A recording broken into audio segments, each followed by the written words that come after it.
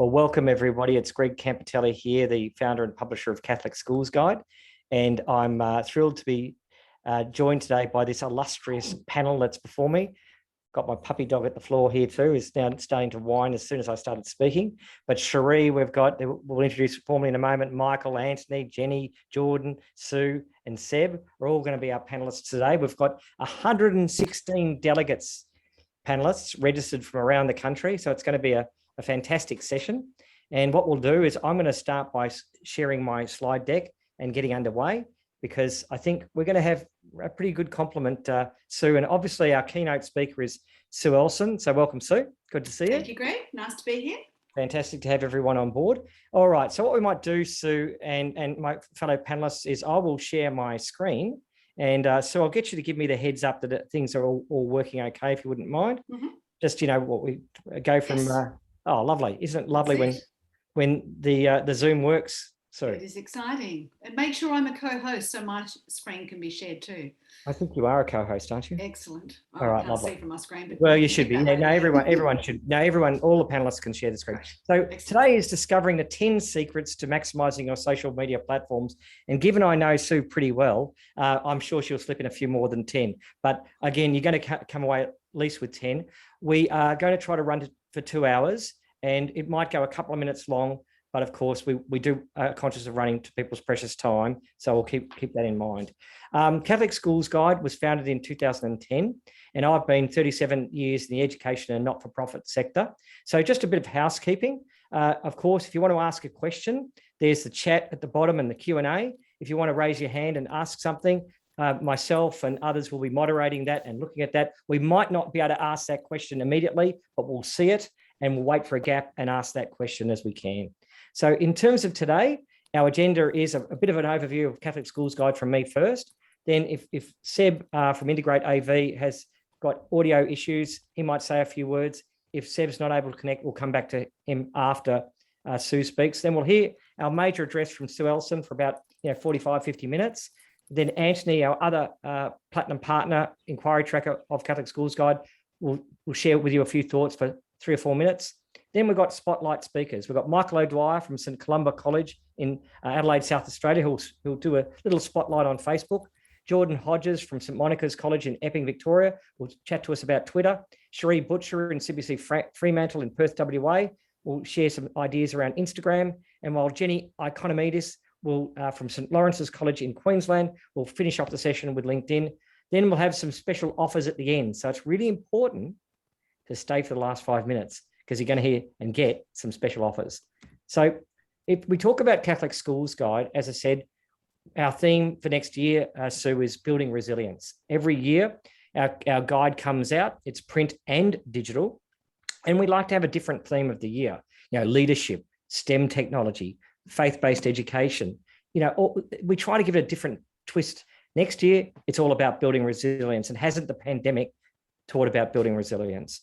So in terms of the guide per se, as I said, we've got print and digital. The print basically is in 3 editions: Greater Melbourne, Greater Sydney, Greater Brisbane.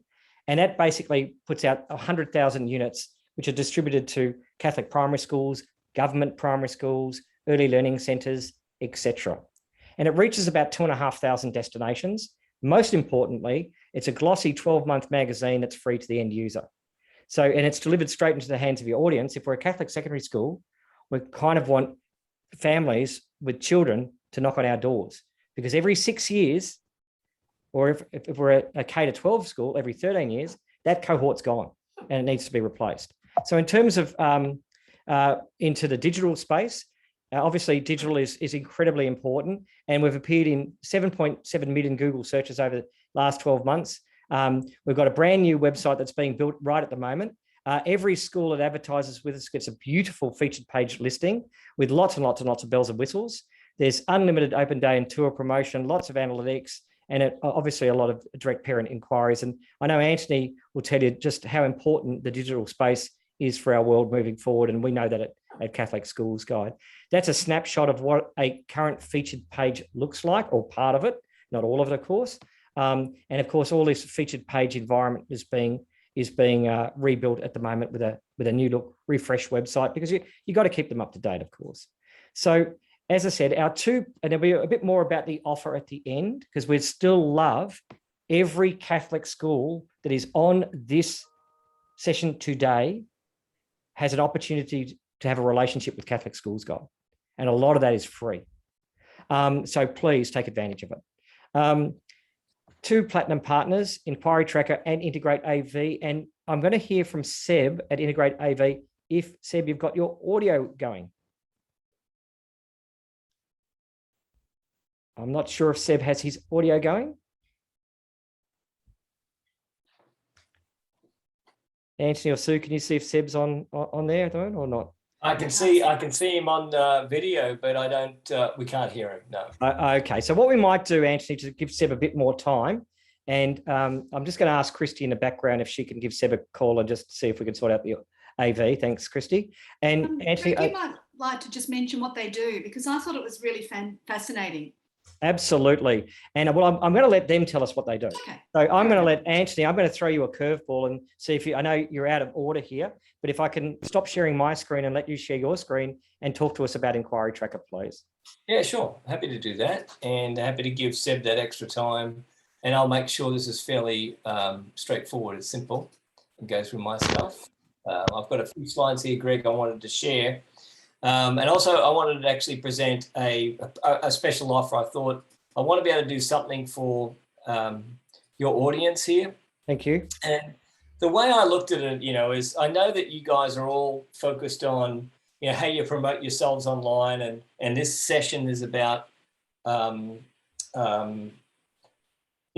yourself, how to take advantage of social channels, right? One of the things that we really want to make sure is you think about your family's journey as an adventure. Like, don't think about it as I'm getting a lead. Think about it as a journey. And our philosophy is really, how do we make that journey marvelous and amazing and really mind-blowing is the idea behind it. So we have this philosophy of amazing your prospects and creating raving fans. And I think that's the most important thing. Inquiry Tracker has now been around about 4 years. We've got over 200 schools. We're in 5 countries.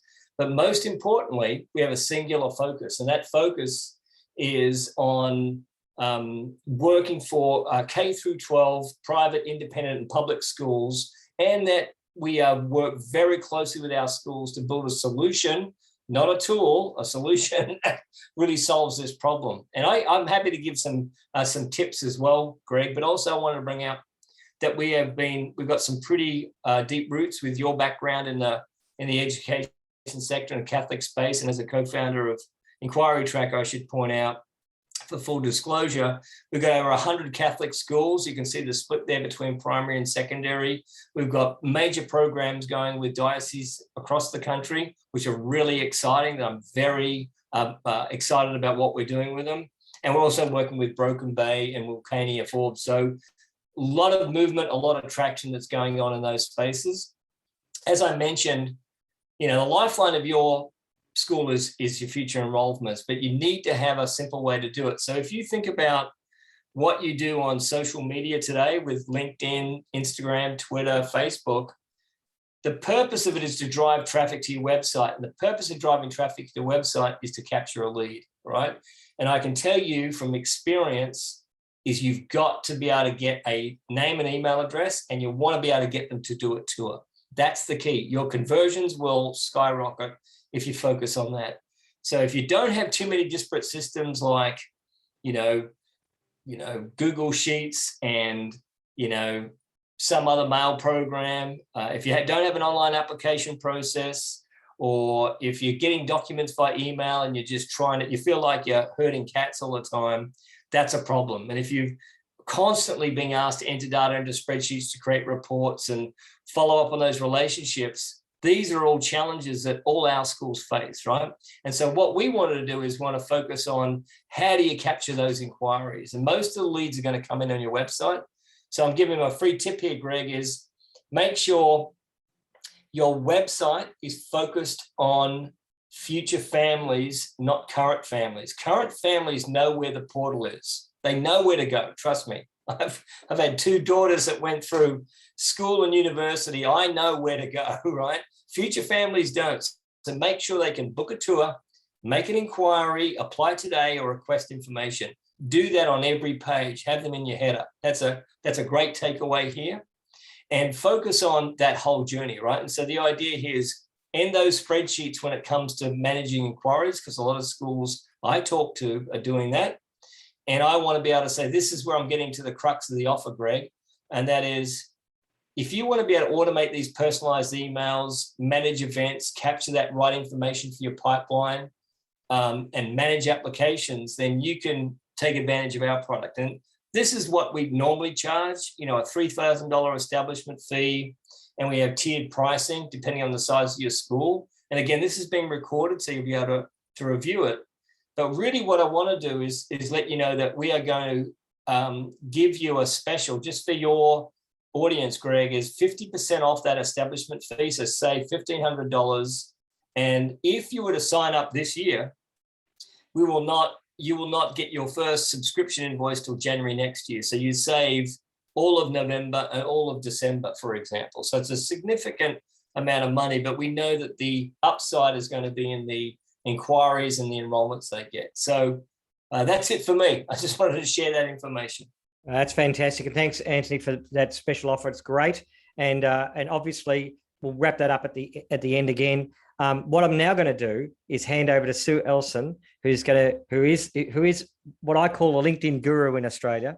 And I know that she's not just going to talk about LinkedIn, but she's going to talk about social media as such and leave us with some real pearls of wisdom. So, Sue, it's an absolute pleasure to have you on. I know we're very blessed to have you today. You're a much sought after speaker, spoken at more conferences than I can even remember at. Sue, I'm going to shut up and give the conch to you and let you share your screen and share some pearls of wisdom with us. Thank you very much, Anthony. Greg, sorry, I was still busy thinking about the last presentation. And look, the point that was just made then about actually remembering that your website is the most important thing is so true. Like, I can't emphasize that enough. And if you do go down the paid advertising path, and I won't be focusing on paid advertising today, but you need to have your website working, because there's no point doing any social media if people come to your website and then they can't find what they're looking for or do what you want them to do, and so on and so forth. So again, thank you for the opportunity to be here. I'm going to be trying to making this as engaging as possible, and I'm going to definitely encourage you to interact in the chat. I was going to have a breakout room. We've decided not to run that today, but there will definitely be, I'll answer as many questions as I possibly can in the 40-minute allocation. So welcome to country. I'm based on Wurundjeri land from people from the Kulin Nation, and welcome wherever you are. And I'd like to pay my respects to elders past, present and emerging. And also, just to give you a tiny background on me, my career started 6 days after my last Year 12 exam at Westpac in Adelaide. I spent 11 years there, came to Melbourne, got a job, found out I was pregnant, got sacked. So I decided not to go back to the workforce. So ever since 1994, I say to people, I haven't had a real job. I did have a contract that I got extended for about 6 months. So I'm one of the gigsters, which is one of the people in my 4th book, unashamedly unemployable. The idea of going to the same job every day would be frightful for me. And I really admire people who can do it, because I'm just well beyond it now. But I love doing things like this. I love writing, and that's where I plan to spend the next part of my career. I'm a member of multiple professional associations, including the Melbourne Press Club since 2008. That's been interesting. I always rock up and tell them I'm not a real journalist. And then I've got a diverse range of clients, schools, universities. Hello to people from Sion, Siena, several other Catholic schools I've worked with. My children have attended 2 Catholic schools as well. And I actually attend between 1 and 4 events every week. So talking about building resilience, I have done so much self-development whilst I've been in lockdown. It's not funny, but it definitely helps build resilience.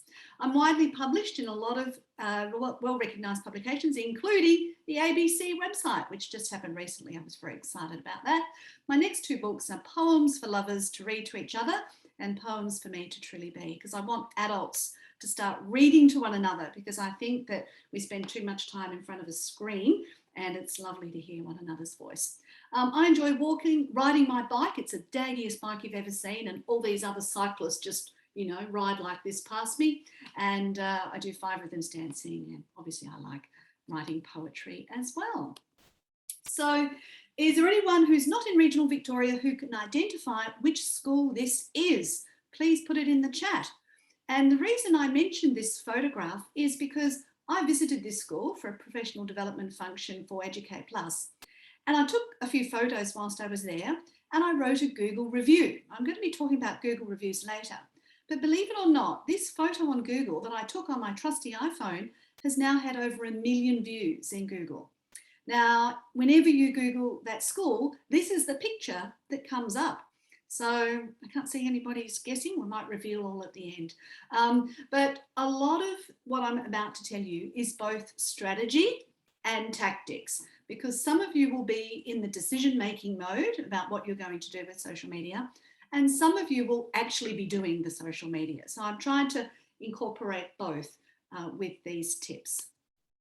So what we'll be going through is who's your audience, which social media platforms are worth using, when did you do your last social media audit, what resources will you need, what type of reporting will you do. I'm also bearing in mind that some of you have less experience and some of you have more experience. So I've tried to incorporate in this presentation, which took many hours, information that both audiences will understand.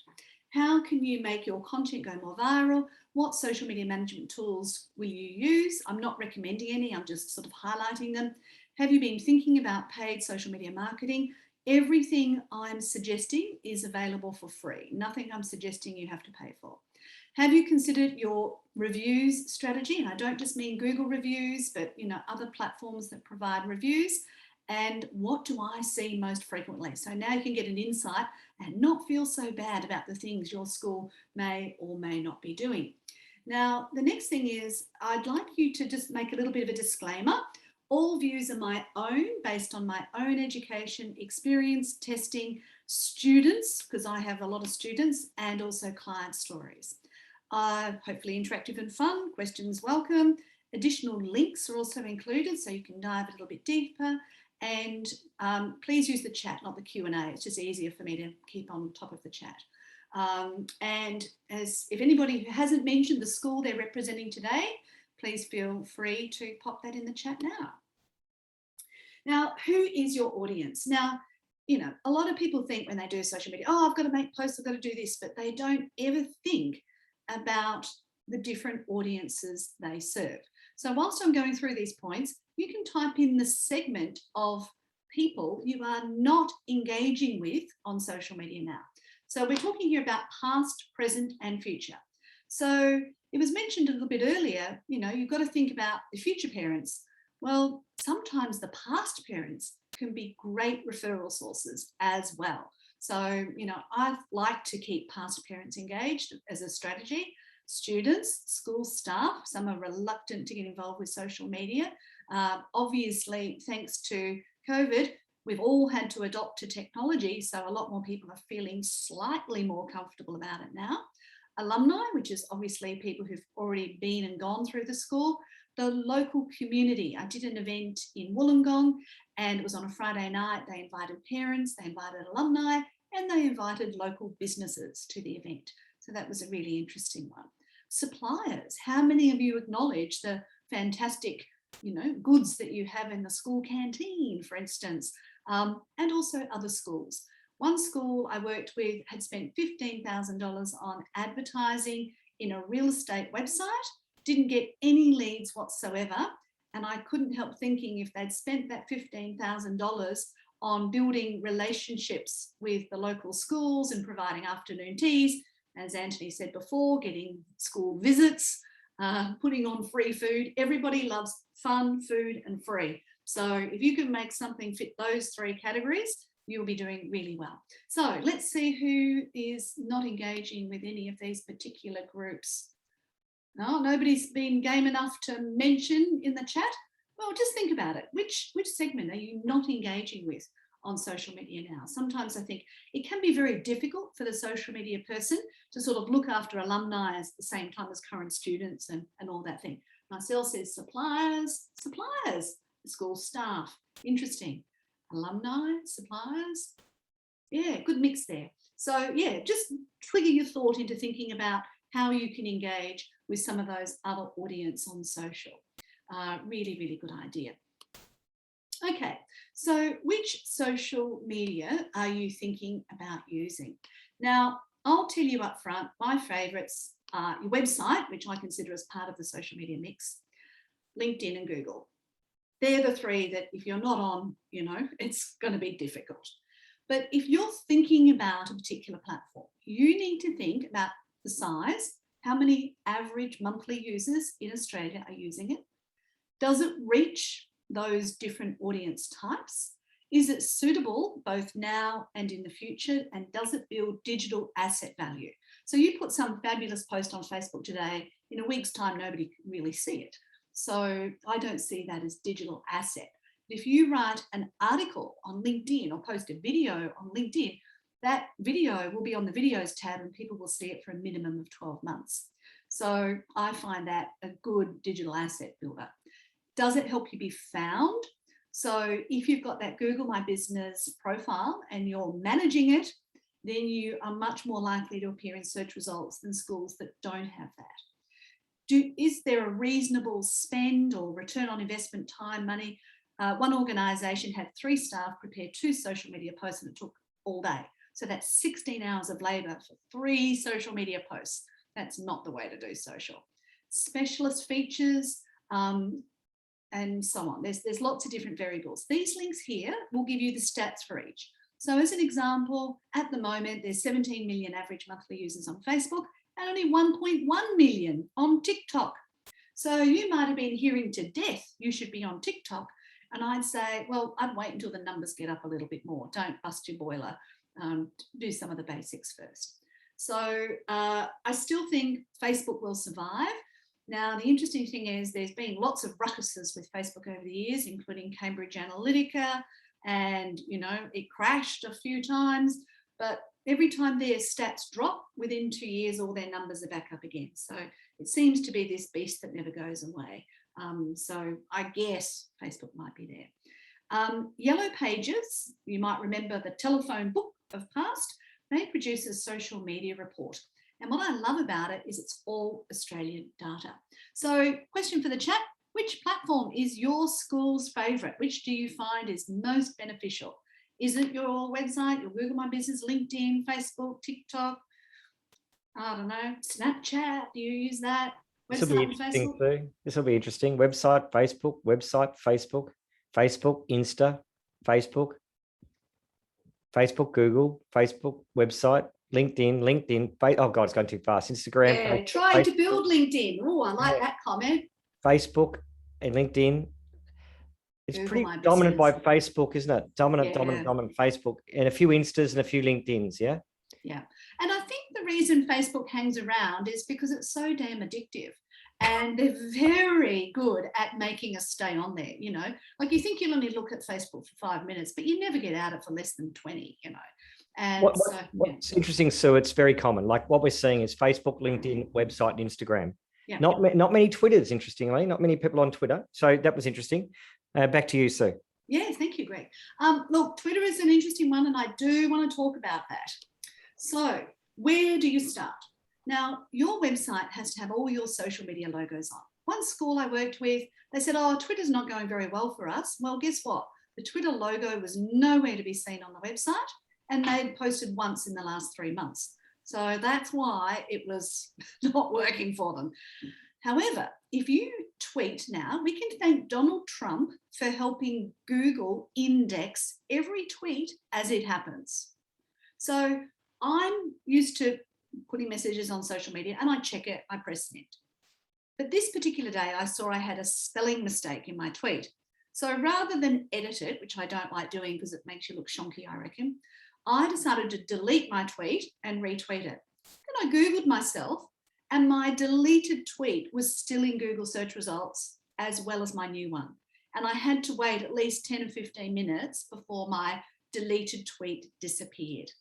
So I warn you now, if you tweet, it's in Google search results immediately. Now, what I will also just really, really quickly show you, I'm in the city of Boroondara here in Melbourne, and it's a council website. It's always a good idea to look at government and council websites because they've normally got a paid social media team and they normally do it pretty well.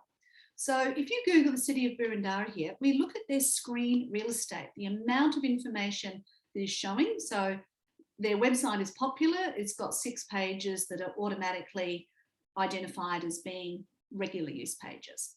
And if we go down, because they've tweeted 3 times in the last week, they end up with all this screen real estate, beating off all the other people who might come up in that search result. So if you were looking for Google search results, I'd say I'd reconsider my Twitter strategy right now. So yeah, just a little quick tip there. So going back to the slides, and I've just got to move the chat box out of the way. I found a lot of schools have duplicate profiles set up by various people. So you need to tidy those up. You need to make sure you've got consistent logos, consistent descriptions, and you copy paste the link to your website into the box. You don't just type it in www. You visit the link in your internet browser, copy it, and then paste it into your profile. You then need to start connecting with people. And for those of you who are old enough, when Facebook first came around, every television advertisement said, like our Facebook page, and you too will, you know, get a benefit by liking the Facebook page. For some reason, people have forgotten to ask people to follow or subscribe. You need to do that on a regular basis so you don't lose those relationships. You obviously need to have quality content that perhaps meets your style guide and decide what hashtags you might use. Hashtags were invented on Twitter. They've migrated across to the other platforms. You can choose a subject. This is about this topic, a name, could be your school name, and a statement. Everybody loves sport at school. You know, it's just a sort of a statement. Nobody would click on that link and follow it, but they're the 3 types of hashtags you can have. Now, talking about engaging with your audiences, let's say we're raving about the muffins from the canteen, and if we mention the company who makes the muffins, then they'll be notified of that post and then they can engage with it. Now, if they engage and write a comment, then the post is more likely to go viral. So please remember to put @mentions in. The number of times I see @mentions missing is significant. And you probably need a style guide to get the ball rolling, and then you can update it over time. Quality responses, remember to respond to as many comments as you can. The only comments I don't respond to online are when I write an article for the Daily Mail and somebody says, I look like Matt Lucas, or, you know, is that photo pre or post lobotomy? You know, terrible troll comments. So I don't worry about those, but any comments on my own social, I always respond. And also engagement. A lot of people think they have to produce all this content. I'm here to suggest you could put out 1 post a week and engage with all those different audiences, and you would probably get as much, if not better results from your social media presence than if you posted 5 times a day. So just keep that in mind. Quality transactions, it is okay to say, book now for the open day, or make sure you get your ticket before such and such to enjoy the discount. You can ask for the sale.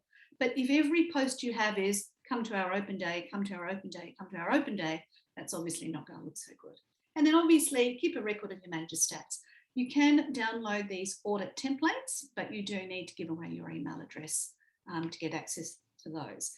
If any of you have done a social media audit, please type in what you actually learnt from that social media audit. We'd love to see your comments on that as well. I'm also intrigued, Sue, to know, it's Greg here. Who has done a social media audit? Perhaps just say, firstly, say yes to anyone who's done it, just say yes, we've done it. And then lots of no's. So if you haven't done one, to say no. And don't be embarrassed. Probably most people haven't done one. And so, yeah, lots of no's, but lots of people would really like to do one. Yeah, so, interesting. So I'm just trying to plant the seed today, whet your appetite to the idea. I'm not, you know, pitching for social media audit jobs, although I have done it for a couple of schools. There are frameworks out there that you can do this, but if you know who your audience is and what you want them to know, then you can sit there and analyze this social media and see what's happening. And this is, you know, really rough intro, but definitely I encourage you to consider it. And if there is something that you learned that you'd like to share with the group, please pop that in the chat as well. The links down here are the social media order outlines. Caleb, thank you. Okay, so here's my new picture I got off canva.com. If you haven't used it, I do encourage you to use it. I've got the pro version, it's an Australian company, and they're putting profits back into the community. So there's a lot to love about Canva. But I've modified it and put the PE letters on this superhero, which I thought kind of looked male or female or in between. So I don't want to disrespect anybody there. But this is what I would like everybody to do. Be your favourite auntie or uncle online. Who doesn't like it when somebody likes our post? Like, you can win a lot of brownie points just by going around and liking things. It's really possible. Yes, you will have access to the presentation and PDF, so you can access the links. All my presentations, I make everything available. So I'm not going to go into in-depth detail with all of these, otherwise I'll definitely go over the 40 minutes. But keep in mind that you do need to have some sort of style guide. You do need to decide who's going to engage with what. I'd also like you to ask the question in the chat, how often do you engage with other people's content per week? Right? So there's something called an engagement ratio, and you're supposed to engage 12 times and post 1 time. So what that tells the social media platform is that you're listening as well as speaking, right? And the platforms want you to listen just as much as speak. Thank you, Narelle. This is amazing. I'm so glad you're finding it helpful. Please share anything that you find useful. It does depend on the content, yes. And of course, I wouldn't like, you know, some dodgy brother's business or something like that. But let's say one of your alumni has achieved some special award. You know, that's definitely something that would be worth liking and thinking. Like my lecturer for my last university subject, I did a research project, and I can still message her to this day. How good does that feel when you can still reconnect with a lecturer? Now, I'm not sort of cultish about it, but yeah, really, really nice idea. Content, are you going to create, co-create, collaborate, or curate? So sometimes you can borrow things from other people, and I'll talk more about that a little bit later. I also recommend that you have a school mobile phone. So if you're going to use technology like Instagram or Google My Business, having a school phone that has those tools on it, that when you go on holidays, you can pass the phone over to somebody else, makes it a whole lot easier than having it on your own device and you accidentally tweeting out on behalf of the school when you were meant to be tweeting out on your own and all those other problems. So yes, I do recommend that the school purchase a mobile phone and have the apps there. Try and link as many outside organisations to Facebook posts as possible. Thanks, Kaylin. Does it work the same as sharing? No, I don't believe sharing works as well. None of the platforms will tell us for sure. So what I have heard is that comments are good. @mentions comments, @mentions comments. They are really good. And longer comments as well. iPad, which works well, also linked to email so you can monitor feedback. Excellent suggestion, Claire. Good to see, good use of technology. And thank goodness the iPad has a bigger screen than a phone. I don't know how many people wear glasses, but a phone is not my favourite device. Excellent. Great community management tool. Yes. Now, liaison strategy. Do you need to collaborate with various individuals in the school? So sometimes the Twitter account will be overtaken by the sports instructor, with all the latest results, or some leading academic or whatever. And that's not necessarily good for the overall brand of the school. So you might, I did a presentation to Monty St. Angelo in Sydney. It's one of my first Catholic school gigs back in 2014. And the person I was working with, some of you may know her, but she was an ex-journalist. So I suggested that she should run the social media like a newsroom and have an editor, sub-editors, journalists, and quite often the journalists could be in year 11 and year 10, because year 12 is a bit kind of crazy. So the year 11s would build up skills in year 10 that they could then mentor the following years, year 10 and so on. So there's always this sort of flow through.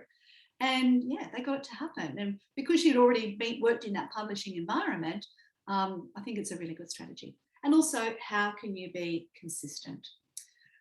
All right. So the next question is, how much time per week do you spend on preparing reports for the board, for the CEO of the school, for whatever?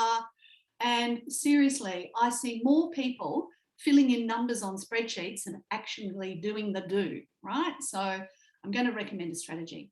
Utilize our school calendar to look at what calendar to use and get staff to try and take photos, but we do the posts. Love it. We link a lot of posts to our school websites. I'm going to talk more about that in a sec, Claire. Thank you. So the basic reporting strategy.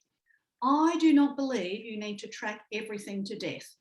I believe you need to keep an overall sort of helicopter view of what's happening, but looking into the minute details of every post is unrealistic. And you can never predict what's going to happen because the algorithms changed, the people who were online changed, somebody saw it, they had a big crowd, lots of their people saw it, you can never predict. So you can't always replicate things. So you've just got to keep the overriding picture. Some of the social media platforms have their own reports, but not all of them do. And then there's social media management tools that also have the reports. So is anybody, Kaylin's mentioned, you export your Facebook stats quarterly. Great, excellent. Is anybody doing monthly reports? How long do they take? Anybody willing to share in the chat? Wait, monthly reports to the board. Excellent, Andrea, thank you. We review our referrals from social to website with our monthly website. Excellent point, Claire. You need to track in your Google Analytics how many people have come to your website via social media. That is important to track because otherwise, why spend all this time on social media? There could be other things you could do which would attract the monthly reports. Yeah, so that's the time regularity, but I'd really love to know how long it takes to produce these reports because I think we do a monthly overlook to see what types of posts get more engagement. Yeah, I find that a lot, Claire. A lot of schools focus just on Facebook and they don't look at the other stats. So what I've prepared here for you, and lucky you're getting the slides, is a little list. So what you can do is you can create your own little spreadsheet and you put the link so that every time you've got to prepare the report, you just click on the link.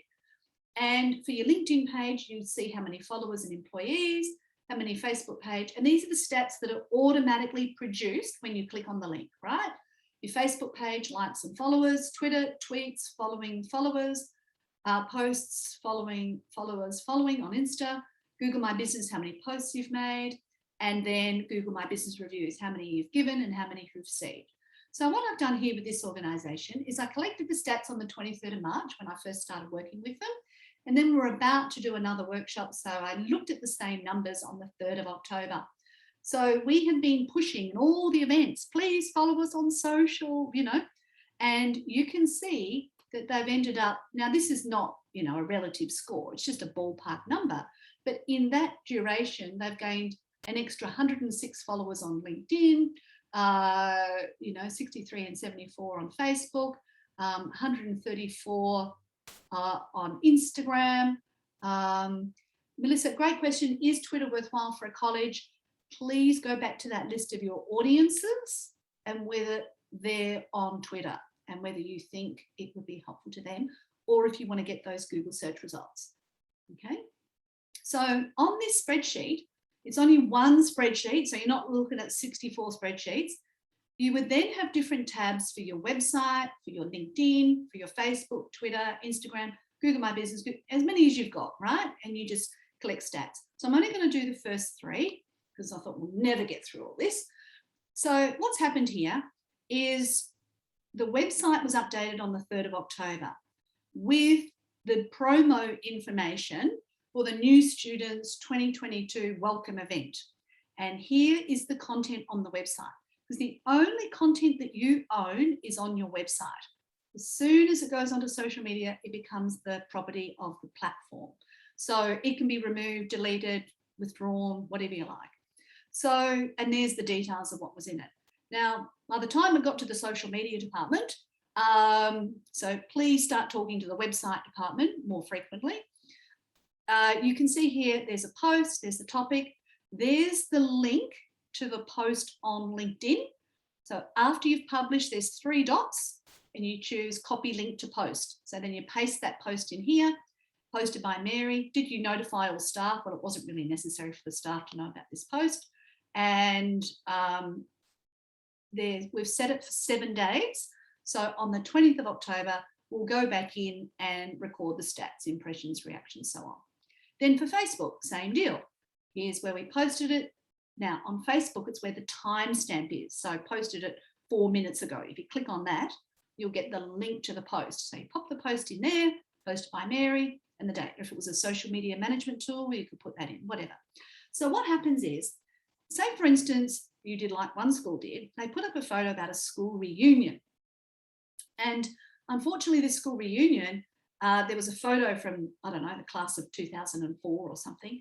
And there was a person in that photograph that had been convicted for inappropriate offences. And so fortunately, the school was contacted before it had widely circulated. Now, if you have the link to the post, you can just literally click on the link and remove it. Ah, Melissa, biggest issue is I do all this, but it seems leadership don't understand, so they don't really care.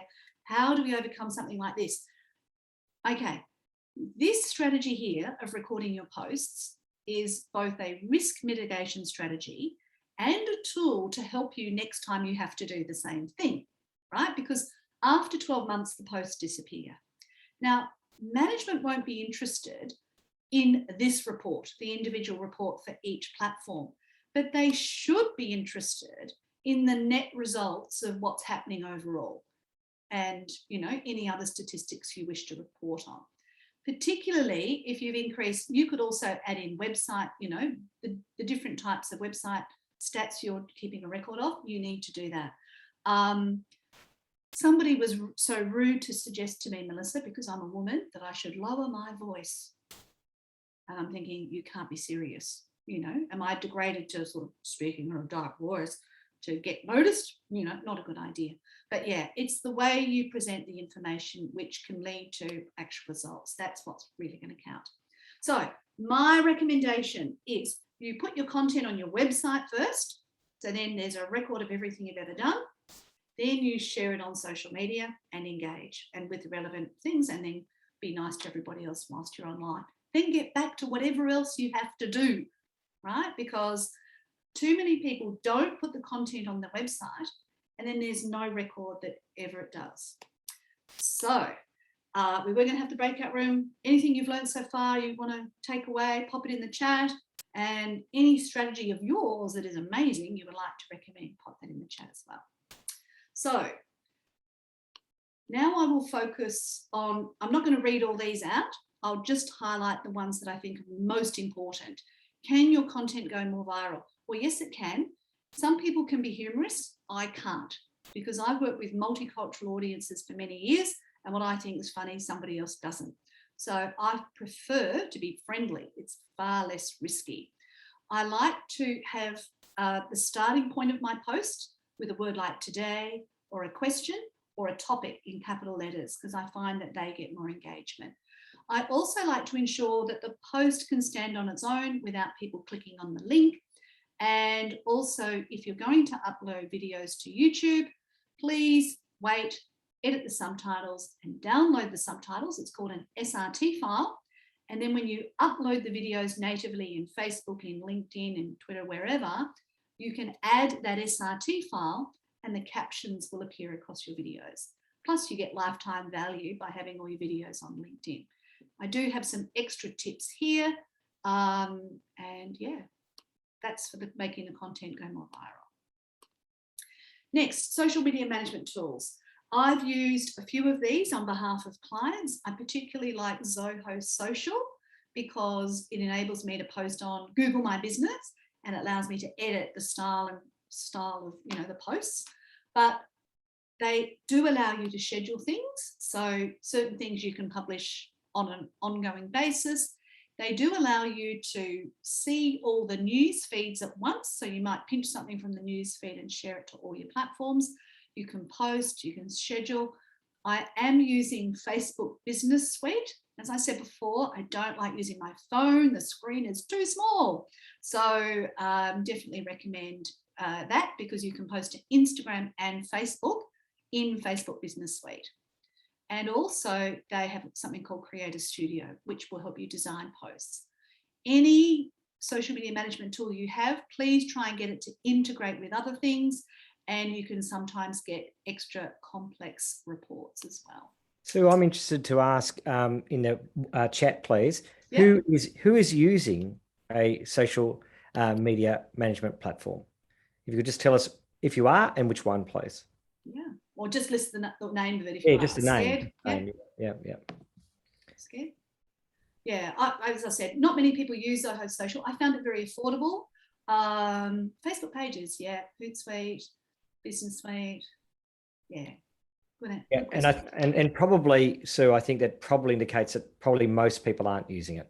Correct. I think there's a few that are using it, but not that many. Thanks, Sue. Yeah, and I think it's a very good curation tool. You know, helps you manage things and see things. Sometimes you get stats in a social media management tool you won't even get on the platform. So if you're going to go down the paid ads path, please get expert advice first. It is, which is the best for Facebook, Instagram, and LinkedIn? Sorry, Narelle, I can't recommend one specifically because I don't know the ins and outs of all of them. But whatever social media your school has chosen to use, you need to make sure that the platform integrates with all of those effectively. Yeah, so for instance, if you do one straight off your website, sometimes it might not reach LinkedIn or something like that. So yeah, just keep that in mind. So before you pay for ads, you must do all your housekeeping. The number of websites that don't have things working is scary. You need to have done your 5-star social media audit. You need to have got that professional training and get them to pick up any glaring mistakes that they can observe.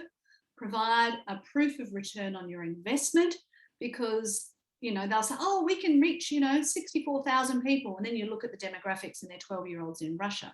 Now that's not going to help you. Now you said, oh, but I only wanted people within a 5-kilometre radius of this location, but the actual people who engage are sort of miles away. A few stories and reels. Thanks, Melissa.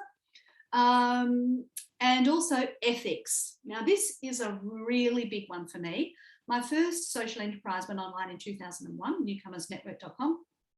And I believe we should give money to the community, not large corporates. And I had one crazy student who then booked me as a, consultant, and he wanted to get Facebook ads. And I spent 3 hours with him. And then I said, why do you want to do this? And I said, oh, well, the guy down the road, he did it. And he said it was worthwhile. I said, he got lots of leads. I said, did any of them lead to business? He said, no. I said, well, why are you considering it? You'd be better off, promoting your school at the local football club where you're the president.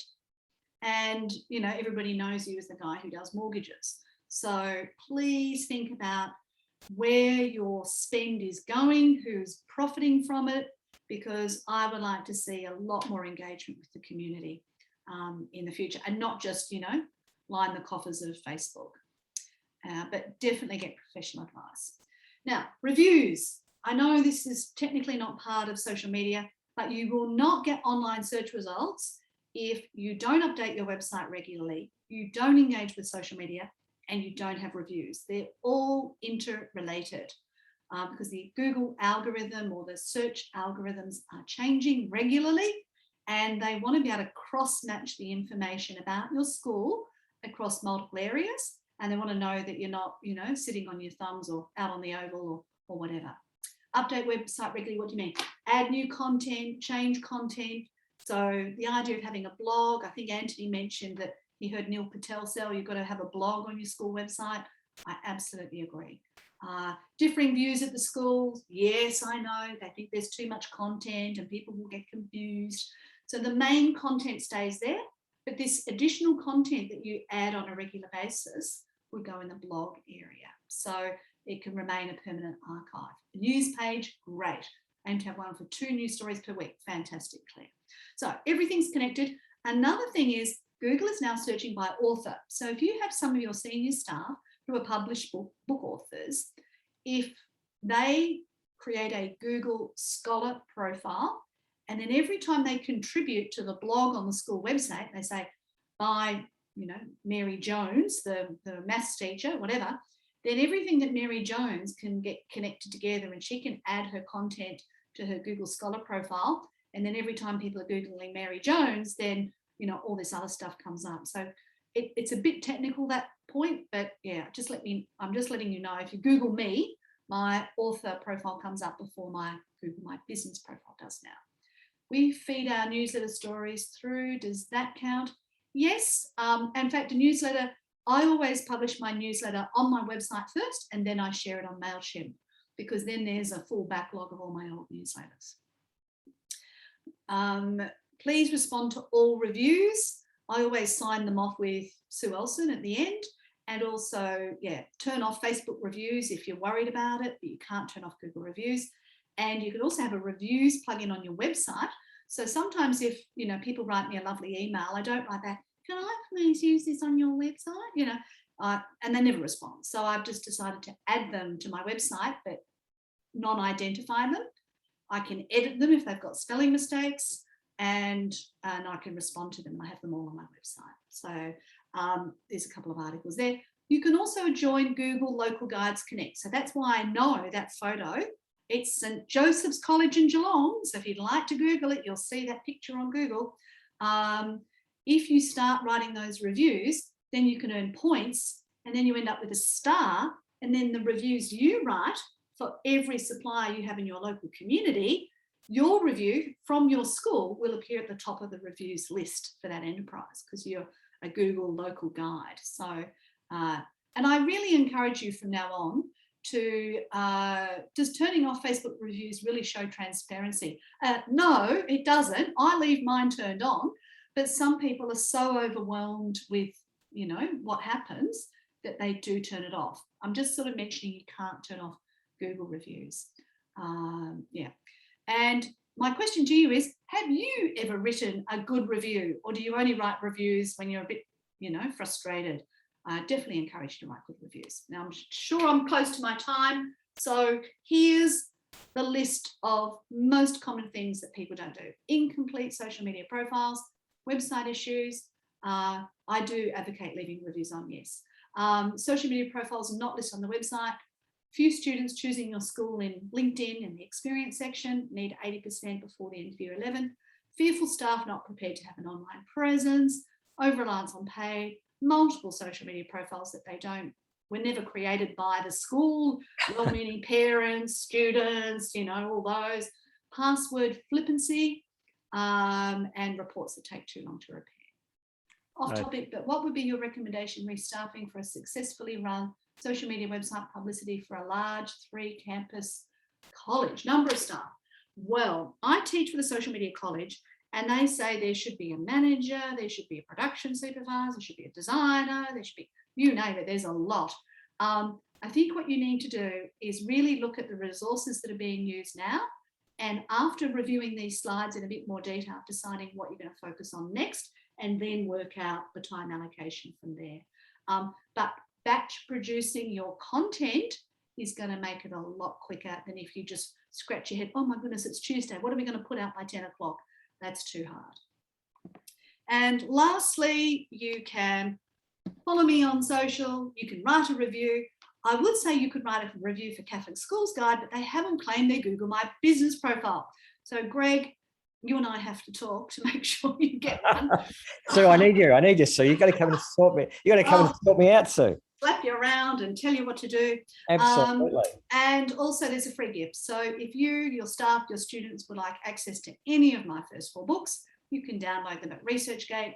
The benefit I get out from it is I get more reads. So I've got 2,000 something reads now. So I'd love to get over 3,000 reads of my books.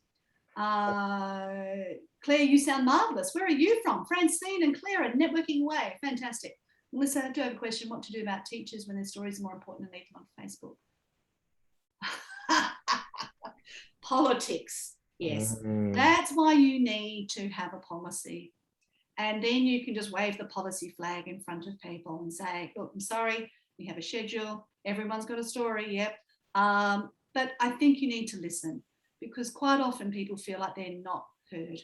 And sometimes I think really listening and understanding what that person is about and sitting down with them saying, look, you know, I just try and find out why they're doing that. Yeah, have a conversation. Thank you, Greg. Thank you, Sue. That was unbelievable. I just love it. I mean, the amount of content, the amount of links that Sue shared with us, How about a little round of applause from a virtual round of applause for everyone? How about giving Sue a bit of a shout out there, folks? So I'll get you to stop sharing your screen if you wouldn't mind. It's fantastic. That is just awesome. We're halfway and we're on time. Incredible. We're a good Catholic world. We're all on time. We've got lots of people online, and as Sue said, we're going to be circulating the content. Content is king. Here's a little tip, Sue, that we have open days, school tours, as Anthony mentioned before. We've got a captured audience, right? Whenever we've got a captured audience, guess what? They got one of these things. So if I'm running a year 7 information evening with all the parents, what do? Get out your phone, everyone. Follow us on LinkedIn. Follow us on Instagram. Follow us on Facebook for the first 5 minutes of the session. That's what you do, and then put them away and turn them off.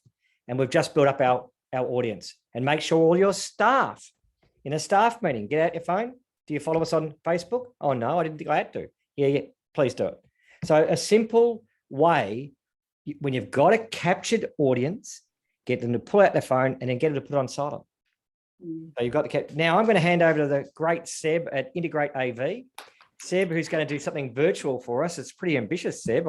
I'm a bit nervous about what's going to happen. This is a virtual world. Yeah, okay. Over to you, Seb. Give us a couple of minutes of your time.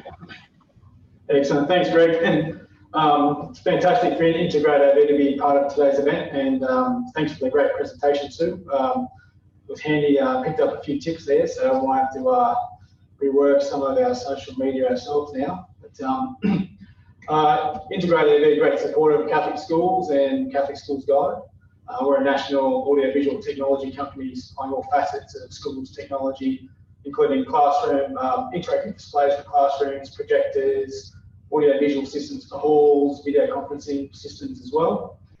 If any schools out there are looking for any information or help or advice, or looking to update their classrooms or schools with technology, feel free to get in touch with us at integrateav.com.au. We also do a lot of professional learning for staff, and that's delivered by our education team, who are former teachers themselves, so they can talk the talk, teacher to teacher situation as well. Oops, excuse me. So as part of today, we've got a few giveaways to hand out as well. So we're giving away 3 Sam Labs Alpha kits, which are robotics kits. If you want to go on the draw for those, just navigate to our website, integrateav.com.au, and then find your way to our Facebook page down the bottom. And you'll see a post there about today's event and a picture of the Sam Labs Alpha kit as well. And just leave a comment there with your school name, and then we'll draw the winners, 3 winners from those comments, and get in touch with your school office and send you the kit out with all the information. So as I said, it's fantastic to be part of today's event. We've learned a lot already, and if you're looking for any technology needs or help, feel free to get in contact with us at Integrate AV. Thanks, Greg. That's fantastic, and I know that Integrate AV are amazing supporters of Catholic Schools Guide, and put up prizes, and prize worth 10 grand. These guys are very generous, and Paviz, who's the CEO of the company there, is an absolute pleasure to work with, and really genuinely, passionately believes in supporting education and supporting schools as much as they can. So Seb, thanks for today's offer, and thanks for supporting Catholic Schools Guide. We can't do it without people like Inquiry Tracker and Integrate AV. Without their support, it's just brilliant. So now let's do a spotlight, Sue. Let's introduce I think Michael O'Dwyer. Michael from St Columba in Adelaide, you're going to join us and give us a spotlight on Facebook. I know you're doing a lot of other stuff as well, Michael, but we're going to zero in on Facebook for the next 15 minutes. And Sue's going to sort of curate this with you a little bit. But Michael, I'm going to hand over to you, and hopefully we're going to learn a few tips and tricks about what St Columba do. Good, bad, and ugly. Don't forget, you can share us what you do wrong on Facebook. Over to you, Michael, and welcome. Thanks, Greg. It's great to be able to talk about Facebook today. I'll just share my screen. Thank you. Okay, we've got that, Michael. Great. Great. So I'll just give a brief overview of our school and our team. So my name's Michael. I'm the Director of Marketing Communications at St Columba College. We're a reception to Year 12 Catholic and Anglican school established in 1997. We have 3 campuses. In the picture there, you can see our middle school campus, and across the road is our junior school and senior school campuses. And we have around 1,400 students across the 3 schools. In our marketing and communications team, we have our publications and digital officer, Karina, who looks after all of our graphic design work, including our advertising, artwork and social media artwork. And Sonia, our publications officer, who looks after all of our newsletters, yearbook and internal documents like our handbooks. So brief overview of our social media strategy. We primarily use Facebook and Instagram as our main tools, but we also use LinkedIn and Google search promotion, mainly LinkedIn for our employment advertising and job ads. And our main strategy is to build brand awareness and enhance our reputation as a college by posting and showcasing the best of what we have to offer. And as Anthony said before, our constant goal is to drive traffic to our website and encourage prospective parents to fill out an inquiry form or a college tour form or request a prospectus. So our college registrar can then reach out and follow up with them and start building that relationship. So spotlighting our use of Facebook, we're relatively new to Facebook. Our page was created in 2018. I started in this role in 2019 and previously worked as a marketing coordinator for Hoyt Cinemas. So the page was already established when I arrived here, and we've built that up over the years and now have around 2,000 followers. And generally post about 3 to 4 times a week, but that would depend on whether we're how busy we are and what content is happening that week. And we combine our weekly posts with our digital advertising. So we do paid advertising with Facebook and Instagram using Ads Manager. The Ads Manager lets us tailor our adverts and the content depending on where that advert is going to be appearing. So video, still images, or Instagram stories, we can tailor the size of the ads and the specs so that way it fits each the correct way. And it also lets us geo-target based on the location and also target the demographics we're looking for. So the parents and grandparents age group. And we've recently moved a lot towards video content. So we create our own content in-house, but we also have hired a professional videographer to create advertising that we use on our social media platforms as well. That targeting of adverts is really important because it allows you to reach correct audience that you want to. And then you can also gather your postcode data from where your students currently come from and also where you're getting inquiries from. So Inquiry Tracker allows us to see where our inquiries are coming through from, and then we share that, use that data to then target our advertising. So each school will know what content works best for them, and you know how you use your Facebook. But for us, what we have the most success for and the most engagement with is showcasing our learning. So we often will post photos of students in the classroom or engaging in excursions. Food and hospitality is always a great one. Reception content always does really well. And we also highlight photos and videos. So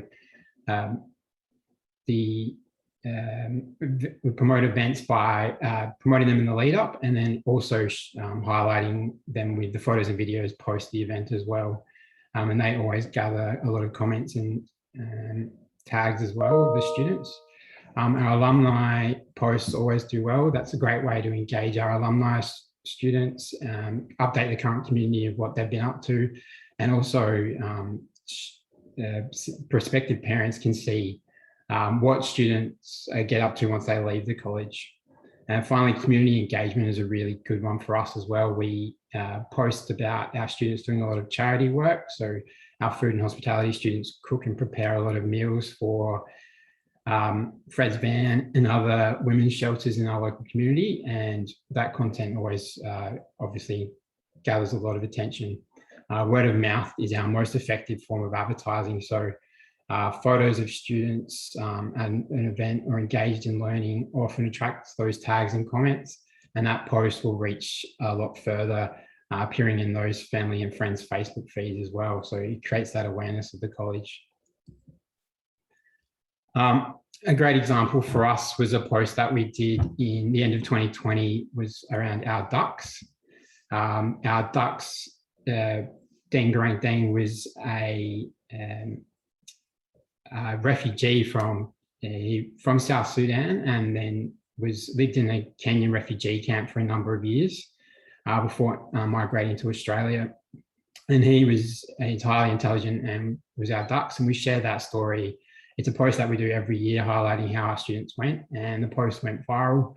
It attracted a lot of shares from not just Australia, but overseas as well. And we had a number of people reach out to us and contact us wishing the student congratulations in the school. And we also attracted quite a few enrolment inquiries and scholarship inquiries as well. So that post, a post that we do all the time, happened to go viral. So it's an example of why it's important to be updating the students' success and highlighting that on your Facebook page whenever you can, because you never know what post is going to go well. Michael, there was a very good example. It won a lot of awards, and I think it was from the University of Western Sydney, and it was about a student from there who had a similar, very traumatic background. It's really worth looking up and watching because it tells an amazing story. And yeah, I think those contents of triumph over adversity are very well received.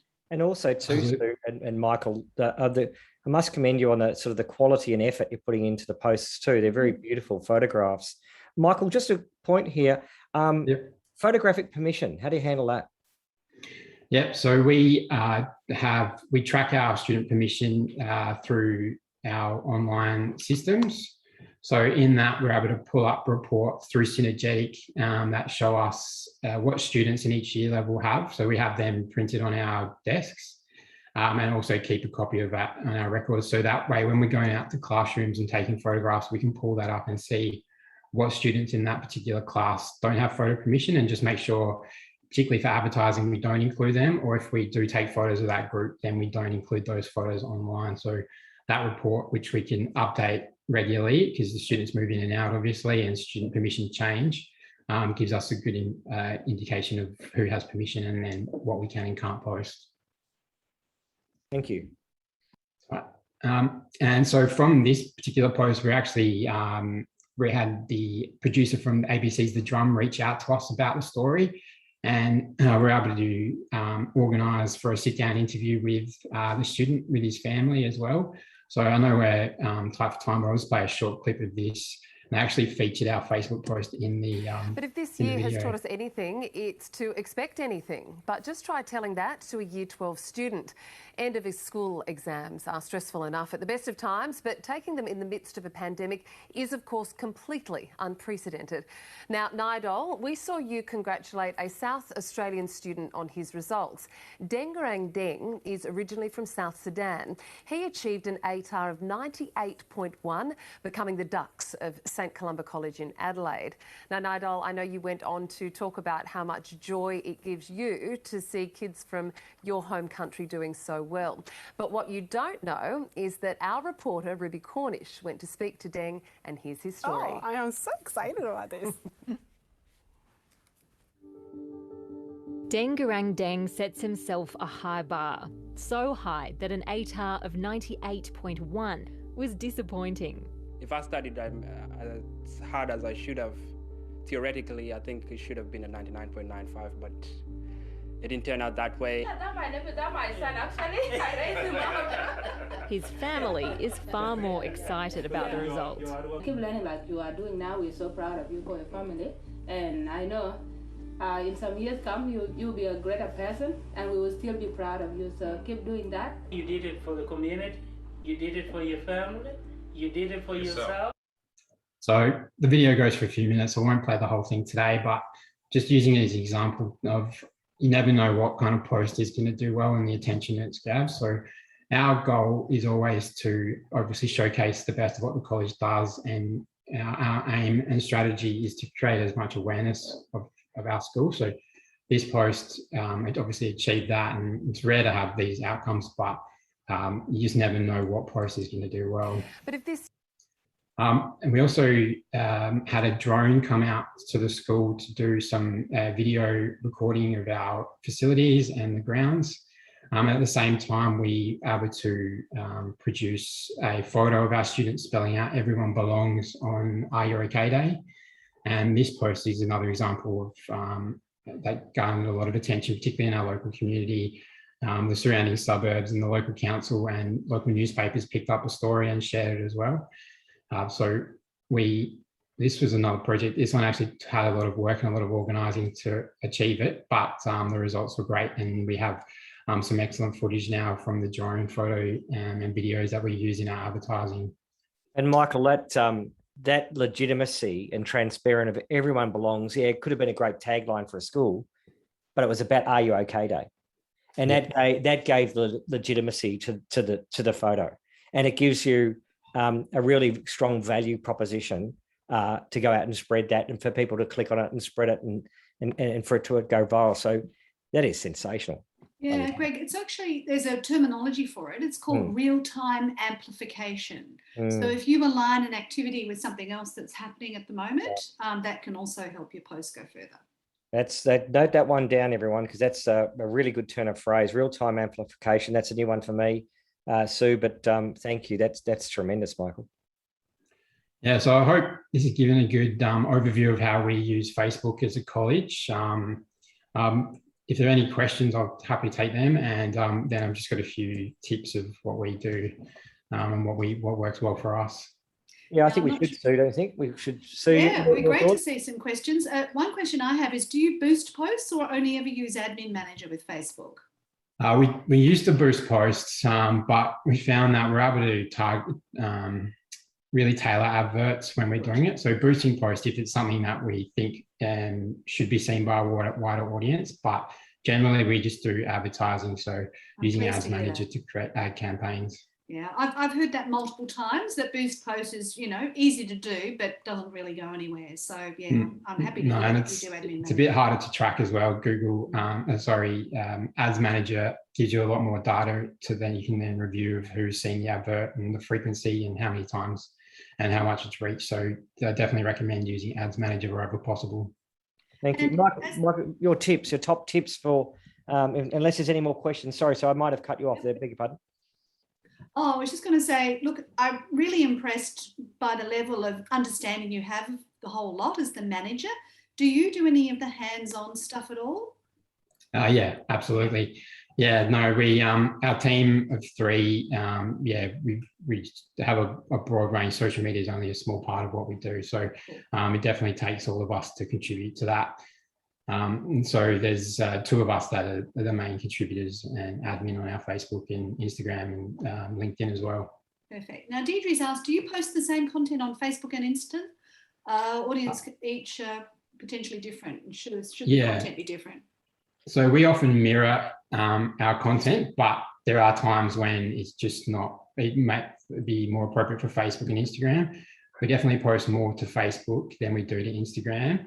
And Instagram is more of your prettier photos and content, whereas Facebook it's more the day-to-day things. So we can post stories and video content and update our family. So we do sometimes mirror it, but often Instagram is more of the polished side of things.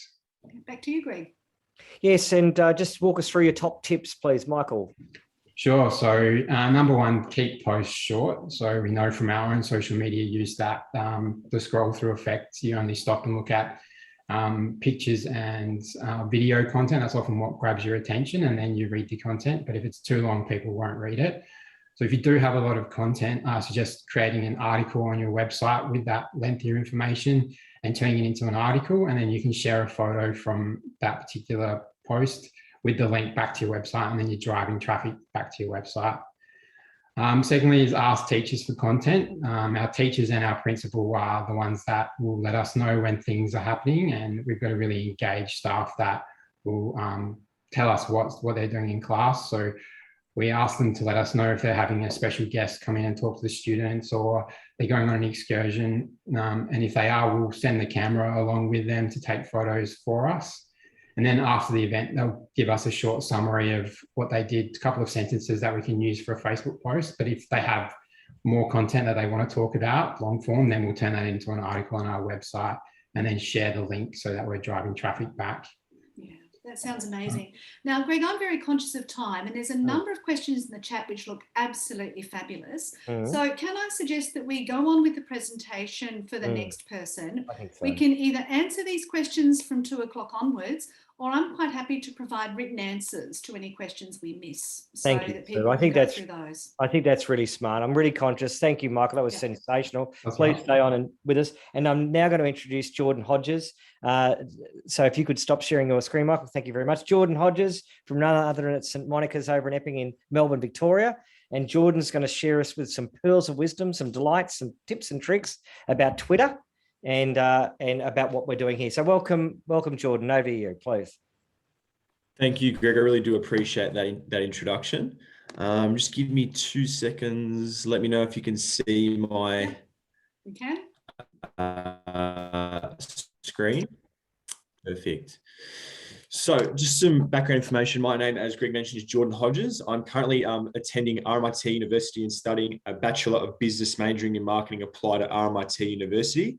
This is my first year at the college as marketing officer, and I work within the promotions and events faculty, which is a team of 9 people. So it's a very large team. We all have our own sort of contributions, but we also do a lot of work together. A little bit more on our school profile. So we're obviously located in Melbourne, Victoria, located in the northern suburbs. The college is also 7 to 12. So I know a lot of different colleges of primary schools as well as secondary schools have, K to 12 or 5 to 12 and anything like that, but we're a 7 to 12. We've actually surpassed over 2,000 student enrollments this year, which is a milestone for us, as well as over 350 staff members. A bit about us as well, we have strong visual and social media profiles. So Facebook being our strongest, hovering around between 5,500 to 6,000 followers, followed by Instagram, Twitter, and LinkedIn. And Facebook was first initiated in 2013, and the other profiles soon followed that. Moving on to our social media strategy. So we basically aim to inform, promote, and interact with our audience. So I think they're the very, very key critical factors when sort of using social media, because you want to also inform the community of your own parents of students that attend, but also prospective parents as well as guardians and external stakeholders.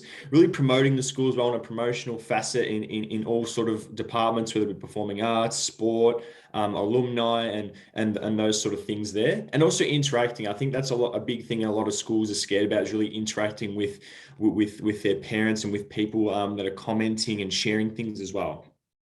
Facebook, as I said before, is our social media of choice, as it aligns with the sort of demographics, our target market, the buyer persona, and the ideal sort of person that we actually are targeting. And also, it goes without saying that sourcing good content, clear information, and constantly monitoring these platforms in the form of audits, as Sue mentioned before, should be commonplace and should take happening every so often. So basically, my first point is related around Twitter, and it's really surprising and it's really good to see that a lot of people haven't really immersed themselves in Twitter, and I get the opportunity to sort of present a little bit about Twitter as well. So basically, my first point is Twitter it's gaining popularity, and it's combined with its analytics and information advertising space with as well as many other platforms. It's sort of on the rise, and it's a different form of social media that I don't really think that people sort of understand yet. So within this section, we have basically, this goes for every social media, but it's really to select the platform that appeals to your audience, and really understanding how utilizing different social media platforms you can convey messages to your audience. Because in marketing, as a lot of us are aware, it's a lot about storytelling and really telling what we have to offer and what we're here to showcase.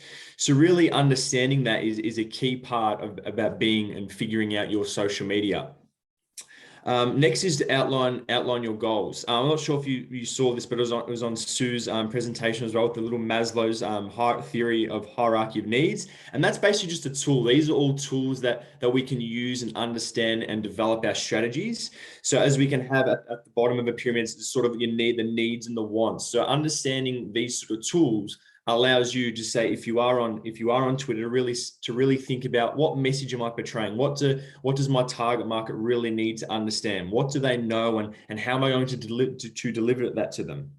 And that coincides with the SMART goals as well. It must be specific, measurable, achievable, relevant, and really time worthy. Next week, we'll get onto some basic information. So a lot of this information sometimes stems from American and university systems, as just sort of a disclaimer, but it's basically another short-term variation of messaging, similar to text messages and things like that, as typically one person doesn't get a text message, of occasionally it's massive paragraphs, and Facebook's a little bit more entwined with, delivering and disseminating more information at length.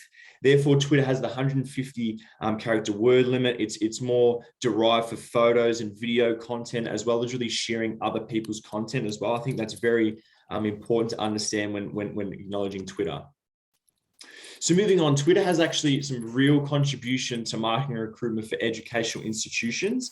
As we can see on the side, this sort of links with really utilizing and interacting, as it's a place to quickly get information across, disseminate it to people, and really interact with them, whether it be through comments, whether it be through anything else of the sort, with sharing and even DMs as well. That's really important. So another key thing is really understanding the relationship you have with your audience. As I just mentioned before, that it's really quick, short, sharp information that is used on Twitter. And I think that it's very important to remember that, as people that are usually on Twitter don't really go on there to see a lot of things and to open links and to really sort of read and spend a lot of time on there. The average time span for people is 4 to 6 seconds. So that's why Twitter is a very good, even if you do post a link to a backlink to your website or to another social media Facebook page or Instagram page, it's really important to use that. So again, as I've mentioned, in the dot points, conversions are a big key thing. So having a lot of links, especially on your profile, if you're sharing content, can be used. And with this is multivariate testing. I'm not too sure how many people really know what that is, but that's basically directing links to other pages to therefore sort of clarify and have information to understand what page or what look or what style or what link is working best to better make your strategies. And utilizing the power of the 3M model, which is a very commonplace thing in a lot of social media aspects, not just Twitter. It's basically the megaphone, magnet, and monetization of a strategy. Therefore, the megaphone represents business to consumer, so what you are disseminating information to your consumer. The magnet, which is representing how your customer magnifies or gratifies to you and what they're seeing and the information reviews that they give back, as well as the monitoring as well, customer to customer or parent to parent, or what your business is doing with another business. So these are all tools that can be used to not only better your social media, but also just have in mind when you're posting and the real message that you want to convey. Another thing as well is be aware of the possibilities. There's so many possibilities of being on social media, but Twitter in general. As we can see, there's many people on Twitter, a lot of celebrities, a lot of media outlets such as 9 News and 7 News, and it's a perfect opportunity to really get in touch with them as well as the power of the hashtag. I think hashtags are a very big thing when it comes to algorithms and virality, which allows you to sort of reach a different amount of people and different sort of people that you wouldn't really reach, and really harness the power that each social media has on with different people using it. And on my last thing, I'll just quickly include a few tips of Twitter instead of waiting for the end, just to sort of quickly summarize this. So one of them is, do not be complacent with the little things. And as you can see in the right-hand corner, where your name goes, your biography, your city, your state, your location. These are the things that really get overlooked a lot of the times. And they're really the crucial things that this is the first point of recall for a parent or a student or someone that's looking at your profile to really understand and see. And that's with, clear profile picture, spelling and punctuation and things like that. Next is what Sue mentioned before, is establishing a corporate style and image, whereas basically it's congruent and very symmetrical across all different platforms as well as your website. So as visual and colors have a little bit more of a quicker resonance with the consumer, it allows them to sort of see that and sort of just reminds them of your brand, increases brand awareness and recognition and things like that. As well as another thing that a lot of people don't use and we're actually starting to use is using it as a platform to convey credible information. So a lot of students and a lot of parents like to go on there and especially on Twitter, as it's really heavily linked driven and not much information pertaining on the social media website. So having links to credible sources, whether it be Are You OK Day and certain information that parents and students can sort of tap into is really important and really good to strengthen your authority in SEO and other sort of marketing strategies. And as you can see here, this is another example of like a bit of cross promotion, a bit of interaction, how we have links and celebrating one of our sport coaches and having some links to their website and having some hashtags as well to sort of promote our reach and sort of convey. And it's a short amount of information for people to really access. And the last thing is to share content as well. I think a lot of people are scared it has to be their own original content and their own sort of, they get in their own sort of bubble and really have creative block. But if you share from other institutions, like Sue mentioned before, I think that ratio is 12:1 is really sort of understanding with the algorithm, but also that to your community that you're willing to share and inform and educate other than just it being about you. And again, if anyone has any questions or anything like that, I'm more than happy to respond, or if we're going to wait to the end. If you want to check out our LinkedIn and Twitter and Facebook and things like that to sort of gather some ideas, that they're at the links on the presentation. Well done, Jordan. I feel like I've just had a theoretical knowledge of Twitter presented to me in academic format. So well done. That's amazing. You can still see you're in the study mode there. Yes. And I really like Twitter as a curation tool, because let's say you've got, I don't know, a positive psychology school and there's leading experts on positive psychology. They will share their findings on Twitter, and then you can share that to your school community. A couple of other comments I've made in the chat about if the parents are on Twitter because they're leading academics or well-educated or, you know, in the media, whatever, and you're not on Twitter, that can be a detriment to the school as well. In terms of engagement, have you seen many of the school community actually engage with your posts on Twitter? Well, yes. So it's not necessarily in the sort of typical sense of likes and reshares and comments as much as Facebook and Instagram, but definitely building the links and backlinks. We've had a lot of analytics on our website that do come from Twitter, whether it be them accessing a third-party website and then from that third-party website getting redirected to us and things like that, as you just saw with that post I just showed you. So once again, I think that the really important thing is it's if you are scared of jumping onto a new social media platform such as Twitter, whilst it's you know very informative to post and things like that, but it's also another way to sort of strengthen your relativity and authority in the digital landscape, as it offers backlinks, as it strengthens your position in the Google rankings and the algorithms. But it's also a marketing strategy. So I think it's really important that marketing is, whilst it's very heavily big on data and analytics and things like that, it's also important to try new things and take risks to see if they do, you know, even if they do generate analytics or they do have a viral effect. I think that's really important. And how do you find being a young person in a social media team? Well, that's actually a very good question, Sue. I find it it sort of gives me a little bit of an advantage, seeing that I am 21 years of age and I have sort of grown up with the whole social media age and the virality and the phenomenon and the basic revolution that social media has sort of and the digital landscape has provided us.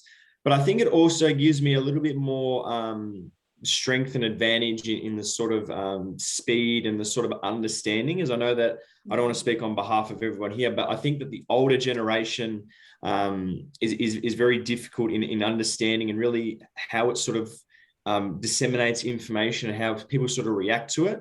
So having that sort of advantage, and plus being at university and currently learning this, it really allows me to understand, explain it as well, which is really important. Explain it to parents, explain it to my own team members in my own promotion and events team, to really understand it and to show how it works. And I think that's an advantage that I hold. Yeah, no, look, I absolutely agree. My daughter can do everything at 3 times the pace I can, but she makes mistakes. Yeah. And the other thing I've noticed is that, you know, I'm well educated, obviously, and I keep educating myself. And I often suggest to people who are a little bit older that you can teach a wise person to be digital, but you can't always teach a digital person to be wise. I love that. So if I can make a suggestion on behalf of all the grey-haired people that you interact with, ask questions, please, because it's very easy when you get into the social media pit to think you know everything based on what you've seen. But there's a lot of wisdom that you can extract if you ask really good questions of your other team members. And there'll be two benefits. You'll learn a lot from their wisdom, but secondly, they'll learn a lot from you because they know that you're willing to listen. And yeah, I definitely keep up the communication channels because I believe that's the key to success. We don't seem to have too many questions from the chat, and I'm guessing we're going to have to move on to the next speaker. We are. Thanks so much, Jordan. And well done. And I'm one of the grey hair because I just did the math on this, Sue. I think I'm nearly 3 times Jordan's age. So he's just, you know, hang on, what's Twitter? You lost me at the first sentence, right? No, it's fantastic, Jordan. That was just brilliant. I loved it. A couple of little things. Sue and Anthony and others have talked about content generation.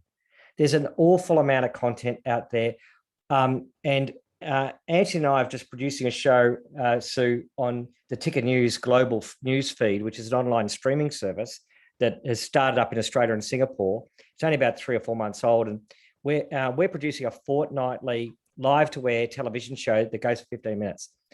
So basically, everyone who is involved in Catholic Schools Guide and Inquiry Tracker are going to get free fortnightly 15-minute television content that they can farm out to their world. So, and it's on thought leadership. We're doing mental health and wellbeing, nutrition, managing and growing enrollments. Tomorrow I'm doing the program on co-ed versus single-sex education. The next one is on building diversity. And I think the one after that, we're going to on, should we bring milk back to school? So, you know, like this, we can have a lot of fun. And there's 2 things. A, you're going to get that content if you're with us with Catholic Schools Guide, or if you're with us for Inquiry Tracker, for example, you're going to get that content to push out to your world. And the other thing is, if you want to be a guest on the program. So, of course, I'm going to be lining up Sue Elson at some point to be a guest on the program, because it's like, so like, you know, if you saw that image that Michael, that beautiful image of the drum, it's that format where myself and the host talk about the topic and then bring on the guest. So other schools on this call might want to put their hand up and say, well, actually, we've got an expert in the space. Our principal's an expert on something, or our chair of the board is an expert on something. So if you've got the potential for a guest to appear on Ticker Ed, which is on Ticker News, just Google Ticker News and you'll find it. Navigate your way. Bit of a plug for that. So look out for that one. That's a good gateway entry into Cherie Butcher from CBC Fremantle, who's going to share with us all her thoughts, love and leadership about Instagram. My daughter is mad about Instagram. Let's go over to you, Cherie. I think you're on mute, Cherie. So just you might want to just unmute yourself. Thank you. Pleasure. Yes, my offsider here was saying, Mike, and I wondered what he was saying. Hi, I'm Mad on Insta as well. I'm Cherie Butcher, and I'm the Director of Communications and Community Engagement at CBC Fremantle. We're on Wajak land, and the college has been here for over 130 years. So somewhat lengthy, my title really captures what my team's all about. We bring our community together and we tell the story of CBC. And I'm just going to share my screen. We're Zoom novices over here in Western Australia still. So I'll hope it works. Yes, Yep. You're on. Here we go. Thank you. We predominantly share our stories through Facebook, Instagram, our newsroom on our website. We have a blog, which is quite a comprehensive read, and the occasional YouTube. But in this talk, I'm going to focus on Instagram.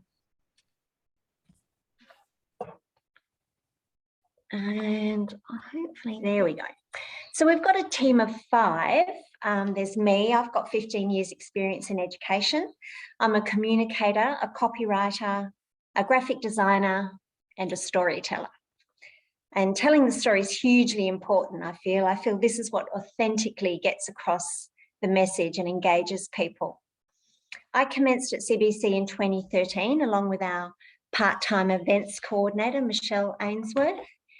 And in those days, we hardly had time for social media because it's, you know, as we all know, it's quite time consuming. And in 2017, I scooped up a young man who graduated from the college in 2016 and had already been helping us out with photography and stuff. So Kian Burt commenced on 2 days a week while he was studying journalism and law. He's very talented, a very bright rising star. So he's wrapping up his law degree. And of course, the ABC have nicked him from us. So we've reduced his hours to 1 day a week, and he works on our videography and photography now, and keeps that absolutely beautiful. But this gave us an opportunity to really ramp up our social media. So we monitor our socials constantly, and we can sometimes be texting each other 10 o'clock at night, you know, if there's a dodgy comment that needs addressing or deleting. So now we've got Tom Yates as our full-time social media guru. Tom's just sitting here beside me. And so since last term, Tom's been able to really focus on our socials and has already commenced some great video initiatives. And 1 day a week, I'm so blessed to have a graphic design university student, Marley Mertens, who comes in to work on our publications. We produce our annual in-house and a magazine as well. And she also works on posters and internal material, because I'm sure you all know the pain of unauthorised posters and paraphernalia popping up all over the place with hideous mutations of the logo. And so we try to keep those to a minimum. So we're very lucky to have a really hardworking, dynamic team. So CBC Fremantle is a low fee paying secondary school of choice for boys in years 7 to 12, located in a community that's passionate about the history and the culture of our port town, and obviously footy as well. We've got a captured audience, but we've also got a landlocked reach, with almost half of our surrounding catchment being dolphins and sharks, lots of sharks. So we have around about 874 students before the year 12s left, 702 families and 110 staff. And we have healthy waiting lists, which means we have a great story to tell. In our tight-knit community, word of mouth is a huge asset to us, and we engage with our alumni as much as possible to maximise their connection. We do rarely use print media, and when we do, it's mostly to highlight our boys' achievements, and they just love to see themselves in the local rag. It also supports the local paper as well. We're like a small town in Perth. In fact, we never say we're from Perth, we're from Fremantle. So when Kian joined the team in 2016, it was as a social media coordinator, and that meant we could really concentrate on our online presence. So we do predominantly use Facebook for current and potential parents, and we do it really well. The community engagement is fantastic. Prospective parents rave about it. Our current parents love it and comment positively. They like walking billboards. But we recognise our demographic is changing, and the potential parents who are coming up are the age group of Tom, and they're mostly engaged with Instagram. So we've launched a recent campaign to focus on our Insta presence a lot more. CBC Fremantle has 2 Instagram accounts. It's worth noting that our number of followers for our main page is pretty similar to our local competitors who are a similar size school, and our drive to increase our traffic is yet to unfold, with Tom just coming on board. So we'll compare figures this time next year and see how we're tracking. First off, we have our CBC page. So I'll just Go new share. That's it. Thank you, Tom. And I'll just go to our Instagram. This is our main Insta page.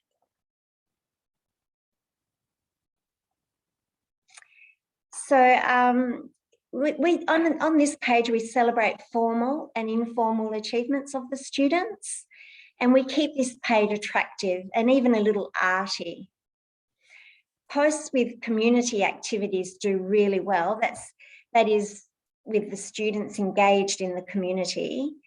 And also, this I'm just going to click on our Right Journey event, which is a Year 9 event involving the whole cohort and their parents. And these kinds of posts do really well on our main page.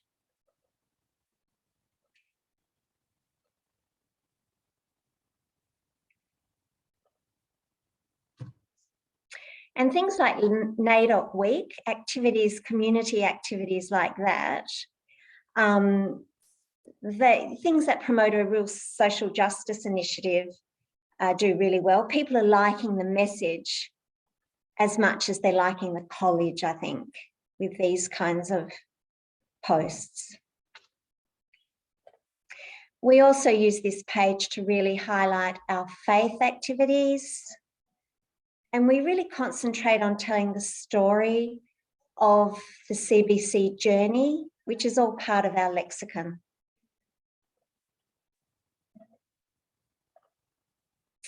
And every picture tells a story.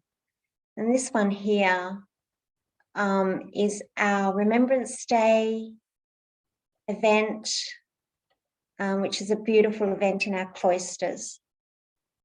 So we really try and get the message across visually, as well as our message on Facebook and on our website as well. All right, so how do I go back, Tom? You share? Thank you. Thank you. How wonderful. Thank you. So that's our main page. It was launched in 2017 with only 15 likes, and in 2021 we're consistently getting about 130 to 300 plus likes. We found, as I said, the images of parents doing in community engagement, special achievements of the boys, that's what's really popular with our community. Our hashtags are Today's Boys, Tomorrow's Gentlemen, which is our tagline. CBC Little Champs, which is a DOMism. I'll get to that in a minute. DOM is our principle. CBC Journey and CBC Fremantle. But what I want to focus on is our kind of unofficial Instagram page, which focuses on our principal, Mr. Bertio. It's a little different and it's a bit of fun. Our principal is a huge marketing asset to the college. He's a local Freo boy. And I'll just get to the page.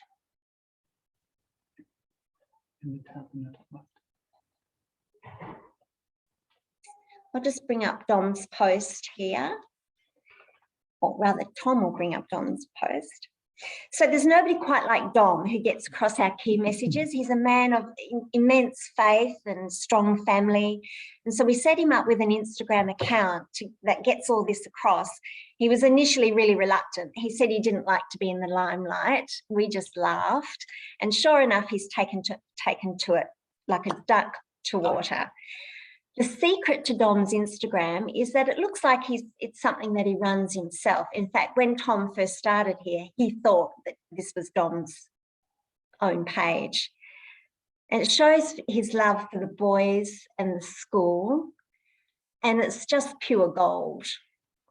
He takes us selfies, like this one here, and we supplement his photos by using beautiful photos that the boys take here at the Media Arts boys, as well as Tom and Kian take beautiful photos.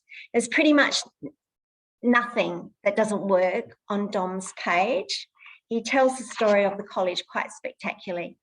He shows the heart of the college.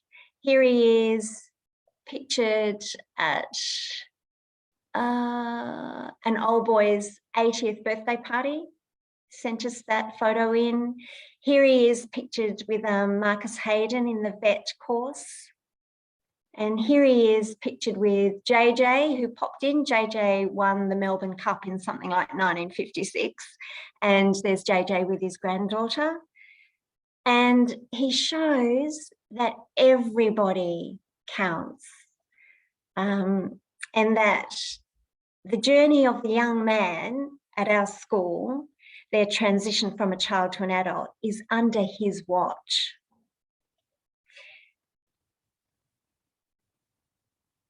But what makes this so different to everybody else's private Instagram is that he's the face of the college. His story is community, family, and he tells it with soul. He's really authentic. Here he is cooking pizza with Trevanna Cooper, who worked at the college for 40 years, and that was her day that she retired. And it's authentic. The story of Dom is authentic, and people know it's real. It's beyond, looking beyond the Insta glitz. And he shows that there's somebody accountable for the raising of the boys into men. He shows that he's there every step of the way with the parents, and he's available to them 24/7. He's like an uncle. He's like a granddad. Sheree, I might just quickly jump in. We've got to wrap up very soon. I love a couple of comments you've made, word of mouth being the most important. I do have a couple of minutes. Yeah, I'll let you come back. I love what you said about word of mouth. I really appreciate you saying about doing a competitor analysis, because that's something I definitely recommend that people do to get ideas. And I love the new features. And somehow, Mr. Borgio doesn't look creepy like a politician. You know, you really think he could cook the pizza. So I think the way those photos have been taken is really spectacular. Yeah, it was very authentic, Sheree, very authentic. I love that word. Yeah, it's very genuine. It doesn't look like a poly, does he? No, he doesn't. But normally, if you had the same bloke appearing in all those shots, be awful. It would be awful, but he does it really well. And he doesn't put his hand in any creepy spots either. He sometimes you look at photos and you think that looks a bit creepy. Yeah. Sheree, can we just wrap up in the next minute or so? That'd be great, because I'm just conscious to give Jenny her time slot. Cheers. Sure, no problem. Okay, so how it works is it's managed by the CBC Comms. It was launched in 2019. At present, it's more active than our official page. It has slightly less followers and engagements, but it really tells the story. And these are Dom's Domisms. He always wraps up his speeches with "love yous all," and which sounds a bit cringy, but it's actually so true. He really does love us all. So it's just a lot of fun. So my top tips are: pick a hero, be authentic, get beyond the Insta glitz, consistently tell the story, back it up with visuals, and have fun. Fantastic. Thank you, Sheree. Yes, Sheree's demonstrated that in spades, hasn't she, Sue? It definitely has. I love the your enthusiasm. It's wonderful. The authenticity is leaping off the page, and the quality of the photographs, the spread of involvement was extraordinary.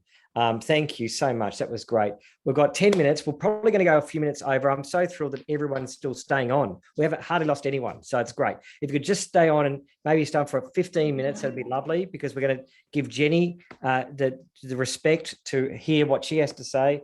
Jenny Ikonomides is from St. Lawrence's College in Brisbane, Queensland. Welcome, Jenny. Thank you for being so patient. And don't forget, we've got the special offer wrap-up that Anthony and Seb and others are going to take us through at the end, Sue. So over to you, Jenny. Enough from me. Thanks for that. Good morning, everybody. I'll just flick and share my screen. As mentioned, my name is Jenny Ikonomides. I'm the Communications and PR Manager at St. Lawrence's College. I've been at the school for 2.5 years. It's my first venture into education, and I'm loving every minute of it. I've had a lot of experience in marketing and have stayed within that in that industry, but just changing where it actually is. So just a little bit about St. Lawrence's College. We are the largest Catholic school for boys in Queensland. We have close to 2,000 boys in years 5 to 12, educated in the Edmund Rice tradition. Our college campus, we have our main college campus, and then we have our playing fields and our outdoor education facility. But our main college campus is located in South Brisbane, and that has a specialised primary precinct within that campus. So we're just 2 kilometres from the Brisbane CBD. And what makes that interesting is, I know we've spoken about the different demographics and capturing, but because we are within the inner city, we don't have that geographical catchment of close in geographic location. We are in the catchment of the only GPS public school in Brisbane.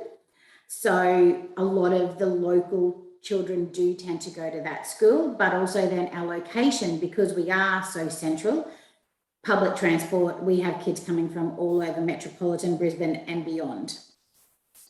A core part of Laurie's is what we've coined the Laurie's journey. So similar to Cherie, our Laurie's journey is that journey of boys to the Laurie's gentlemen. And it's all about providing quality education, as well as looking at the whole boy and making sure that they leave the college with the skills, the knowledge, and also to be men of faith as they venture off into the world. Our marketing strategy is to build our brand story across a range of mediums and clearly communicate our why. There are a lot of schools who offer quality education, but we try to specify what makes us different. We do a mix of advertising across traditional and digital, with some print, which has reduced in more recent times due to COVID and not so many publications going to print, as well as we do outdoor campaigns, and we do a lot of campaigns that around events and enrollments and specifics, so that there is actually a call to action rather than just noise out into the universe. Our social media strategy, we do use multi-platforms. Facebook was our original, and Instagram was introduced, as was LinkedIn in 2019. We have our YouTube channel. We have Twitter, but I'll talk about that a little bit later on. But we basically our social media strategy is to share informative content that builds our brand promise. We try to keep a consistent message across all of our platforms and drive them back to our website. We use consistent targeted hashtags that are for the different areas within the college, and then also our brand. What we have now found of late, and the important thing that we've found in our social media, is that every platform is different, and recognizing that in the way that posts and content is both curated, delivered, we found has worked for us and has been beneficial.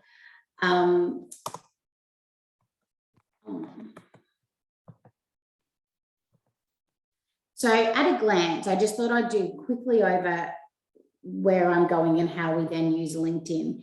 So we've just actually done a little bit of a social media analysis at the moment. So as of the 30th of September, we found that 23% of our total audience on Instagram is male, aged between 13 and 24. This tells us that it's predominantly our students and our most recent all boys.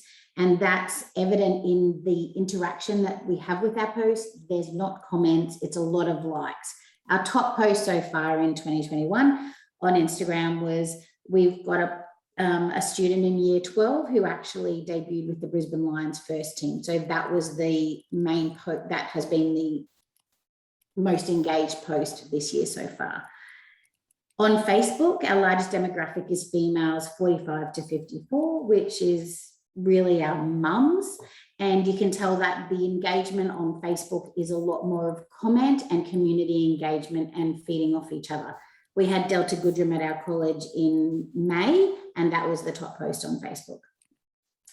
Twitter, we actually have 2 accounts. We were talking before how Twitter is a lot of updates. We don't use it in excess as the college, but we do have a Laurie Sport Twitter page, which our sport department use to update sport activities and what's on and if there's cancellations and updates of scores on a Saturday, which is beneficial because it means that all of that information that parents are looking for isn't on our main Twitter page. And then on LinkedIn, 54.55% of our audience are people in senior roles, and our top post so far has been a post about some of our staff attaining their PhDs. And those posts were all pretty much across all of our platforms, but in different formats. But it just shows how the different posts and different content appeals to the different audiences of those platforms. And Jenny, so for us, that was a question that just came off the chat too, that posting content to different audiences in different platforms. I think you've just demonstrated that. Yeah, and we do use, I know it came out of Sue's, is that we do use Hootsuite. So even with that, and sometimes when you are using a social media management tool, it is easy to select every single platform and send it all at once because it's easier, it's quicker, and we're all time poor. Yes. But actually curating it a little bit differently does have benefits, which we've found. So LinkedIn is commonly referred to as the professional social media network. So we use it to connect with alumni, parents, faculty, and staff. From January to September 2021, we've had 24% growth in followers because we have made it. LinkedIn was always, I guess, the neglected child a little bit. It was always there, but we were never quite sure how to use it. So we have made a more concerted effort to actually utilize it a lot more. And so this year so far, after Instagram has had our biggest growth in followers. We predominantly use it for our old boys and alumni. So within that, we've got the college profile on LinkedIn, and then we also have an incognito profile, which is a personal profile called Lawrence O'Toole, good old Lawrence. And so we do use it to connect and look for old boys and encourage them to put Laurie's as their education. And we also do have a closed group for our alumni where we share, they share information between each other, job opportunities, and actually keep them connected, because we all know how important connection to the college is, but also connections to other people. In that, with our old boys, Sue, I think, mentioned in her presentation about the importance of having them connected in year 11. So by early year 12, we do a presentation to our year 12 students where our Old Boys Association does come and talk, but then our Director of Development also presents on LinkedIn and actually has the boys get out their phone within that presentation and create a LinkedIn profile, and helps them use the tool within LinkedIn where you can connect to people who are close to you and actually get them to connect to the college, so that we have them in our network already. So that's predominantly how we use LinkedIn. It has been historically from the old boys and connecting alumni, but we are starting to use it more to share business related news like our strategic plan, our master plan, and not just reporting of events where Instagram and Facebook, it's parents loving and boys loving to see photos of themselves and being in the community, but actually doing it more on the achievement and how what the school and what the boys are doing is relative to the world beyond. And it's just in the wording and how that's done. So my top tips, and then I'll wrap it up quickly, is consistency is key. And that's across everything, every media, every platform, be it social media or outside. Messaging, having a style guide. We've got a style guide that every touch point and post tells the same story. We attend staff briefings and also scour the college calendar to make sure that we don't miss out on everything.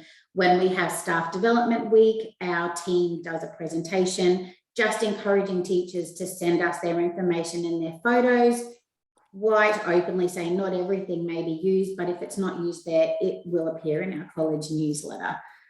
LinkedIn is a really good platform to connect with alumni and to create closed groups and encourage your students while they're there to start setting up their LinkedIn profile so that you have them and then you're not chasing them once they've left the school. Understanding your audience and how it may differ across platforms, and then curating your content to match that. And then measurement and analysis is big for me, is tracking changes in not just statistics and the followers and, looking at how many followers you've gained or lost, but really analysing behaviour and engagement and seeing what people are responding to and how you can build on that a little bit more. That's me. Wow, amazing. Sounds like you've had some really good success. I presume, Jenny, that you've got a school page, is that correct? Yes, we do have a school page. And do you use the alumni button at all to sort of re-engage and find old boys that can come back to the school? Yes. So we use the alumni button, and that's, like I said, that has been historically what LinkedIn was used in our mix as, and then we've just really taken the time now to harness the power of LinkedIn and utilize it as another platform. And how many of your staff are on LinkedIn? Yeah, we have our staff, and funnily enough, we are getting a bigger percentage and we are pushing that to them. Like I said, our staff attaining PhD, we've just had a teacher in the finalists in the TeachX awards that are being announced at the end. So congratulating her and sharing that.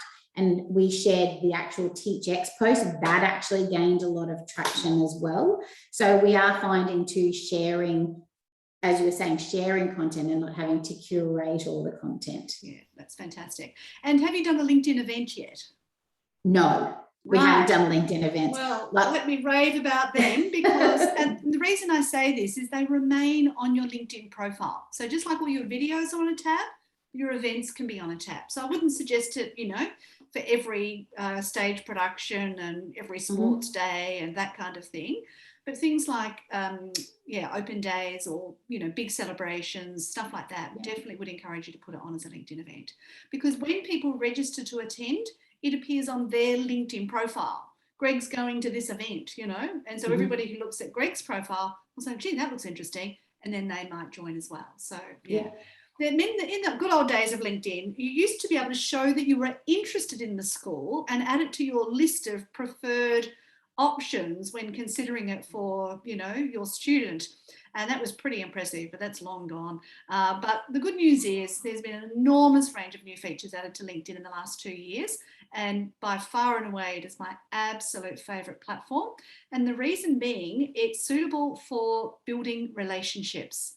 So just like word of mouth is important, it's relationships.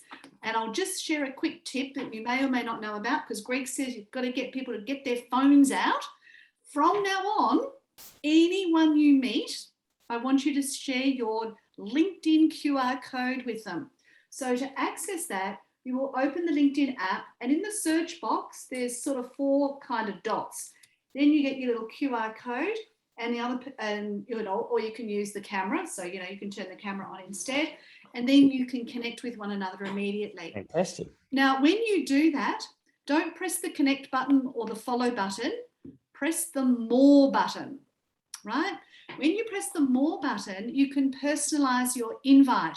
Lovely to meet you at the open day, and so then they have a message that will help them remember, who the heck is this Jenny woman, I don't remember her. So definitely, and encourage people to do it with one another at events. So instead of swapping business cards, get connected on LinkedIn, because that will maintain the relationship. Now, I'm really conscious of time, so should we do the advertising messages first and then come back with questions? I think we'll do that, because I'm conscious that everyone, we want to wrap up.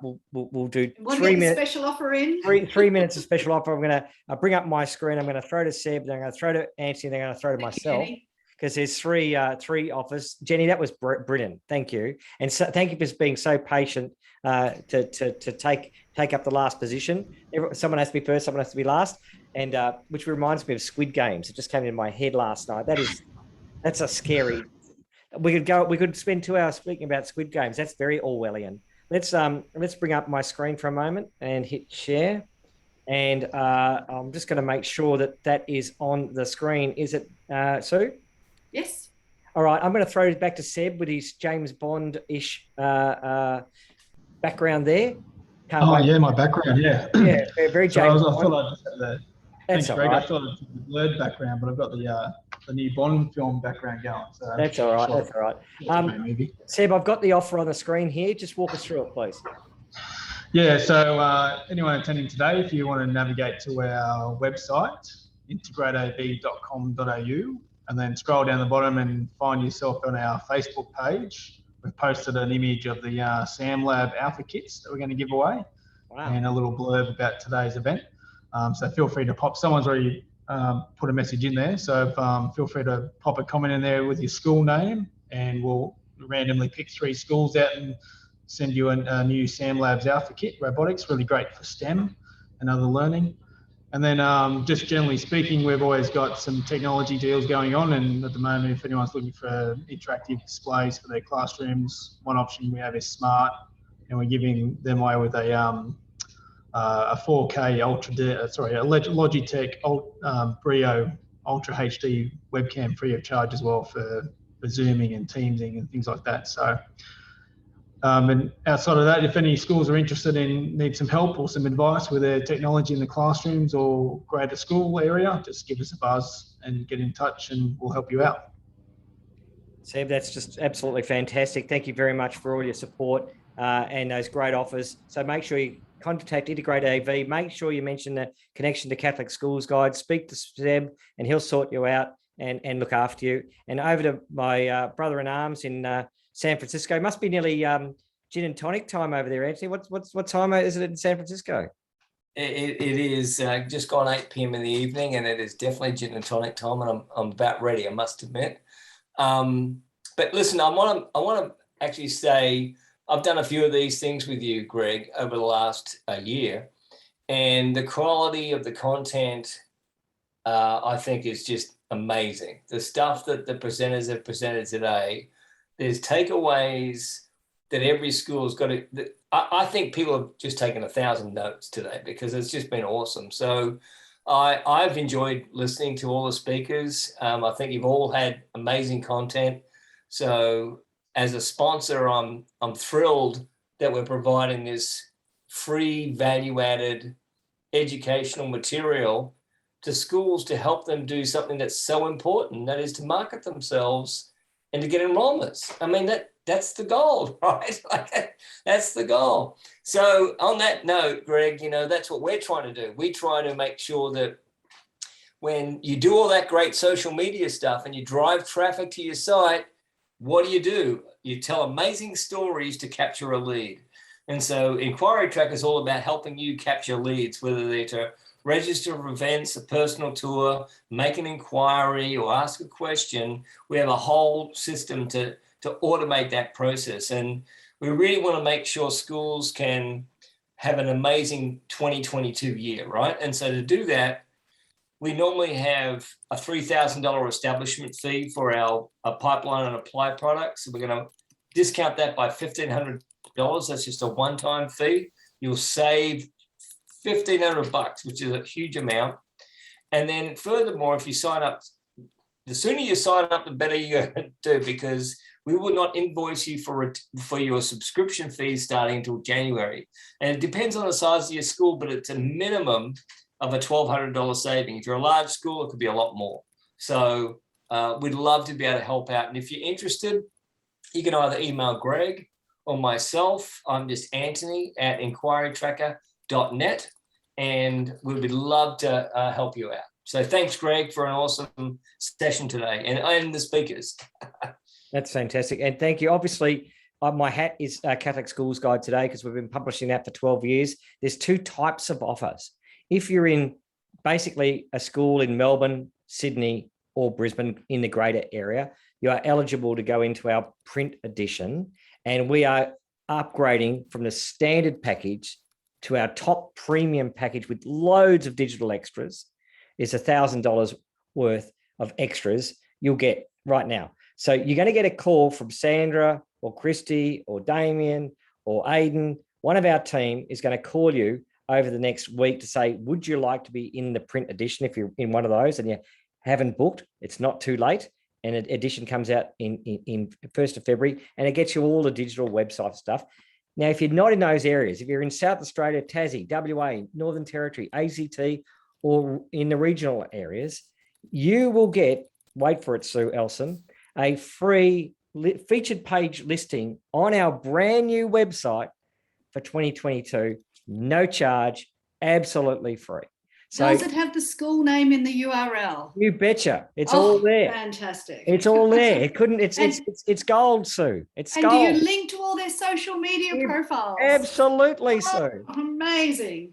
And it links to Inquiry Tracker and all that sort of stuff. So Michael O'Dwyer is going to be really happy because he uses Inquiry Tracker. It's all going to be linked and zipped up and done. So seriously, sometimes things are free and they don't come with any strings attached. So Sandy, Damien, Aidan, Christy will give you a call next week.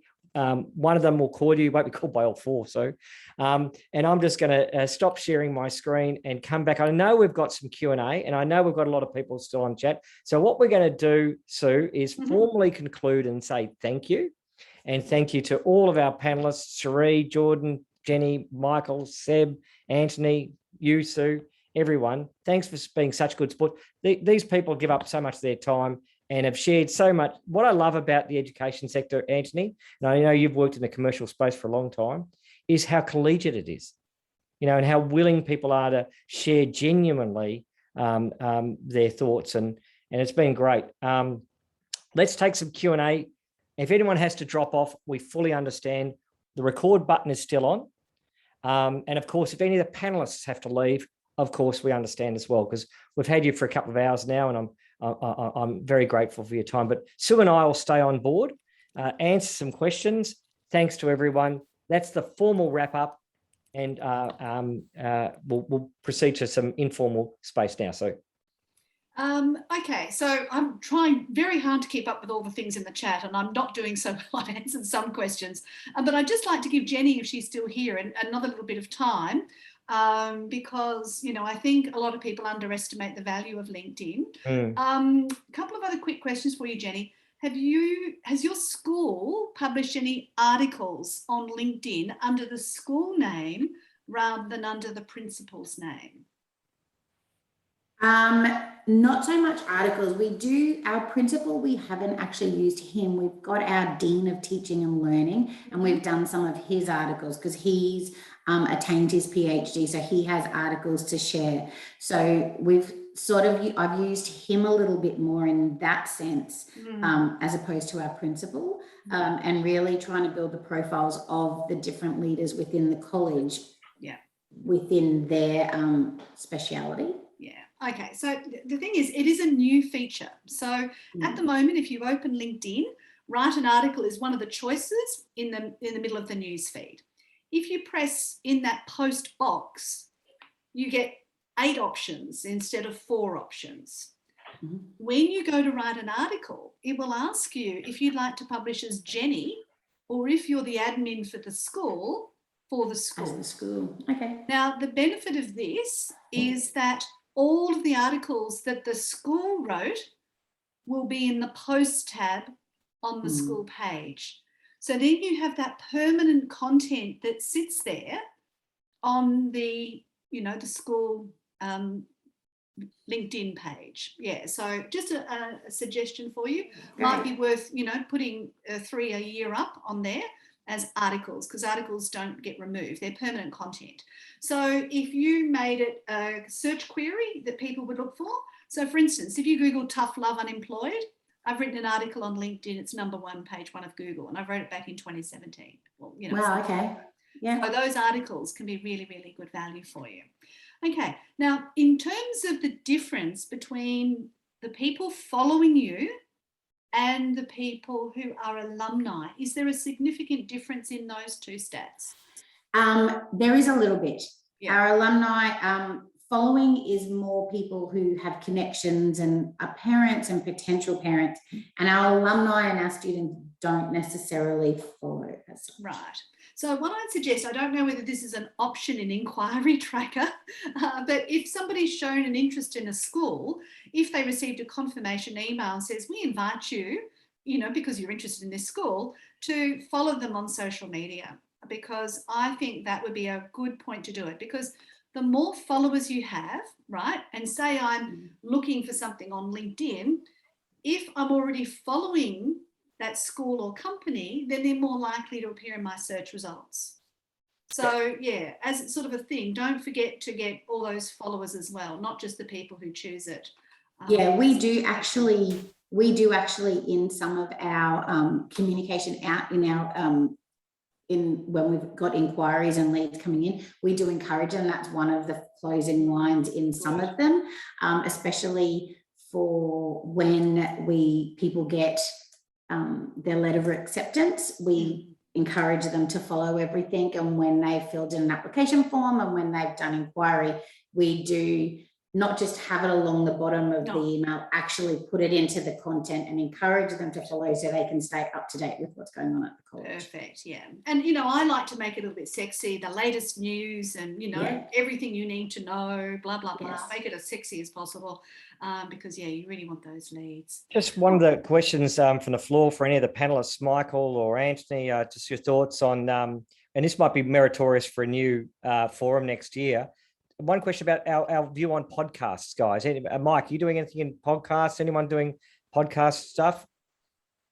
We haven't done anything directly in our marketing team, but our students do it. So it's definitely something we want to build on. We're having a new building built next year, so it might be something we can incorporate into that space. Okay. Josh, Jordan, are you doing anything in podcasts at St. Monica's?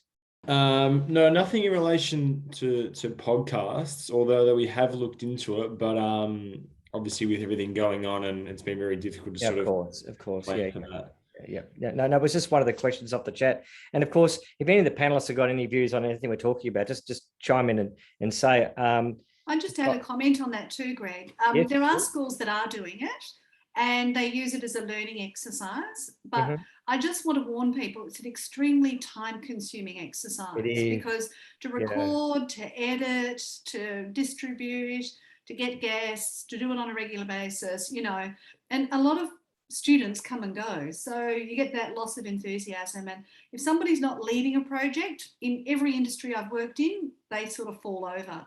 So unless you have somebody who's prepared to sort of take it on for at least 3 years, I'd say, I'd be very reluctant to go down that path because, you know, do I wake up today and think, oh, I'll just listen to a podcast from the school? Huh? You know, like it's not what I'm going to think to do in my spare time.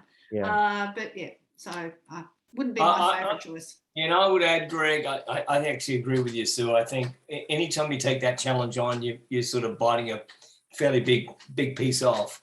And I think one thing that schools can do that they probably don't take advantage of is thinking about how they can leverage student and parent generated content. And by that, I mean, Greg and I often advocate to schools to think about, hey, are you doing a NPS study every year? Are you do your NPS score and do you understand it? And I'm happy to talk about what that is, but that's a benchmark in Silicon Valley that's pretty established on the quality of a product. In other words, would you refer a friend or a colleague to our school? That's it, on a scale of 0 to 10. That's it, and you get a score, right? And what I like to think about is every time you ask these questions or do your surveys, or if you do an open day and you have 100 families come and you do a survey after it, have your students analyze it, have your students make a recommendation on the change and write it up as a blog post. That then says, we listen, we trust our students, and we take action. And they are impacting the future of our school. And so it's not just us as employees and caretakers. And it says so much more. And I just encourage schools to leverage their assets. The best assets are their students. They are the best brand ambassadors that you guys have got. And I think you should leverage the crap out of it. And I believe that. And I think you'll be so surprised at the results that you'll get, is what I think.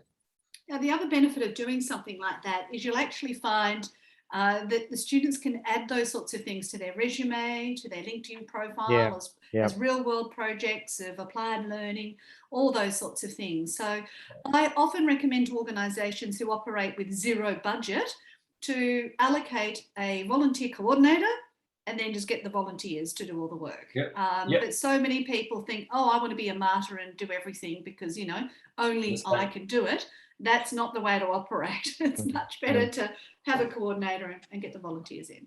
Yeah, our film and TV department, they did a podcast last year with students, and we did do one this year around Are You OK Day, talking that about students being the best ambassadors.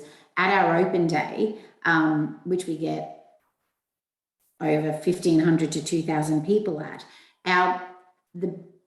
when we do the survey and the feedback forms after, the biggest positive that we have is our school tours that are run on that day are conducted by students. Yes. And parents love that because they'll talk to them, they'll ask the boys questions, they'll tell them what they love about it. And it seriously is in feedback, all our feedback from our open day, they are always commented on.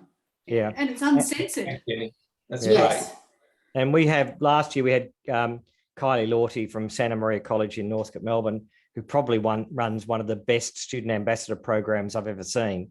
And there are others around, of course. And I know Salesian College in Chadstone do another really good one too. But it's a best in class, and you can find that on our Catholic Schools Guide website, that student ambassador program. I saw that Claire Underdown over in WA does podcasts 2 to 3 times a year. I know Kaylin Robinson, who does VCE Media, they investigated it, but they didn't have enough. They didn't think there was enough time. But look, that's fantastic. Any other comments on our topic? I'm keen to potentially wrap this up now, guys, because I'm conscious of everyone's time. We've all got paid jobs to go back to, and Sue, you've been very magnanimous with your time today. And are there any other comments, questions? We're probably getting close. A few of the delegates have had to leave, and I thank you to so many people still on board. Any last minute questions?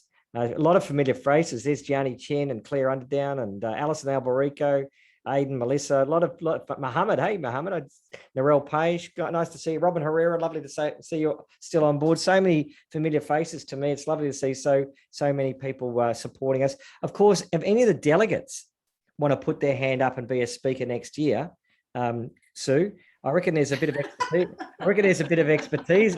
There's a bit of expertise out there, isn't there? There certainly is. It's really been lovely to see the level of engagement in the chat. And yeah, you know, once you're an educator, you just want to keep doing it all the time. Like any opportunity to share what you know just becomes like, you know, juice.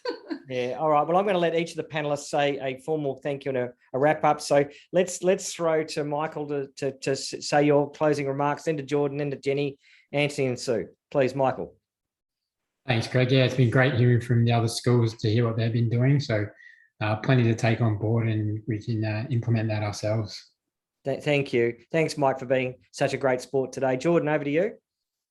Thanks, Greg. I just wanted to say thank you, Greg, and thank you, Christy, and thank you, Anthony, and thank you everyone else that's on the panel that it's organised for us to be here today, as well as all the other schools and people from those schools attending to really understanding and get some valuable information. And it's also valuable for us as well, even though we are panelists, because I think that everyone learns from everyone and everyone has different thought process and different strategies that we can also implement. So I just wanted to say thanks for that. Yeah. Thank you. And I know Jordan that I'm going to be picking up the phone to get Sue to sort me out a little bit here. And Jenny, over to you. Hi, I just wanted to say thanks to everyone. Thanks to everyone. I think concurring what Sue's mentioned before, I've never been in a sector that shares information as freely as in education. I think we all want the benefit for each other, even though we're all within the same industry. And I think it's fabulous, and it's great to learn and hear what works and doesn't work for other schools and seeing how that can apply to us. Thank you, Jenny. Thank you. And thanks for staying with us so long. Anthony, just to you and then to Sue, please. No, look, I'm going to repeat what everyone else has said. I think presenters were awesome, amazing content. Greg, thank you for helping putting this together, because I think schools do value this type of material. And I'm optimistic that they'll take the time to watch the recording and they're going to learn a lot from what and going through the slides. So it's good content. It's going to make our future leaders better people, because these schools will be better marketers. And that's really what it boils down to. They're better storytellers and better marketers to bring better families to their schools to do the amazing job that they do. And I think this is a critical linchpin in the whole cycle of life, so to speak. So thanks, mate. I appreciate it. Well done. And Sue, as our keynote speaker today, you've got the closing conch, please. Well, the Lord of the Flies. The conch is yours. I hated that book.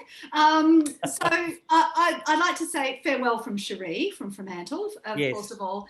And I have to say, I've learned lots. I always do. I'm a learning junkie, I call myself. But something Cherie said that I think we all need to remember: you just have to tell stories. You know, that's what this is really about. That's what people want to hear. That's, you know, time immemorial. That's who we are. And we can learn so much from stories. And so if we just, you know, make the stories align to our mission, then it's literally just storytelling in many ways. It is. And I know that Jordan had on his slide that the modern day Twitter is haiku, and it's psalms, and it's sayings, it's hieroglyphics. It's just the modern iteration of that, isn't it? So, hey guys, look, couldn't thank you enough, Sue. Thank you for being leading today's and curating and bringing it all together. And Christy behind the scenes, who's just been a huge. She can, you know, she's offline and she can hear what's going on, but she's not a panelist. But thank you to Christy and the team. Have a great day, everyone. Thanks, Greg. Thanks, everyone. Thank you. Bye-bye. See you all later. Bye-bye. Thank you.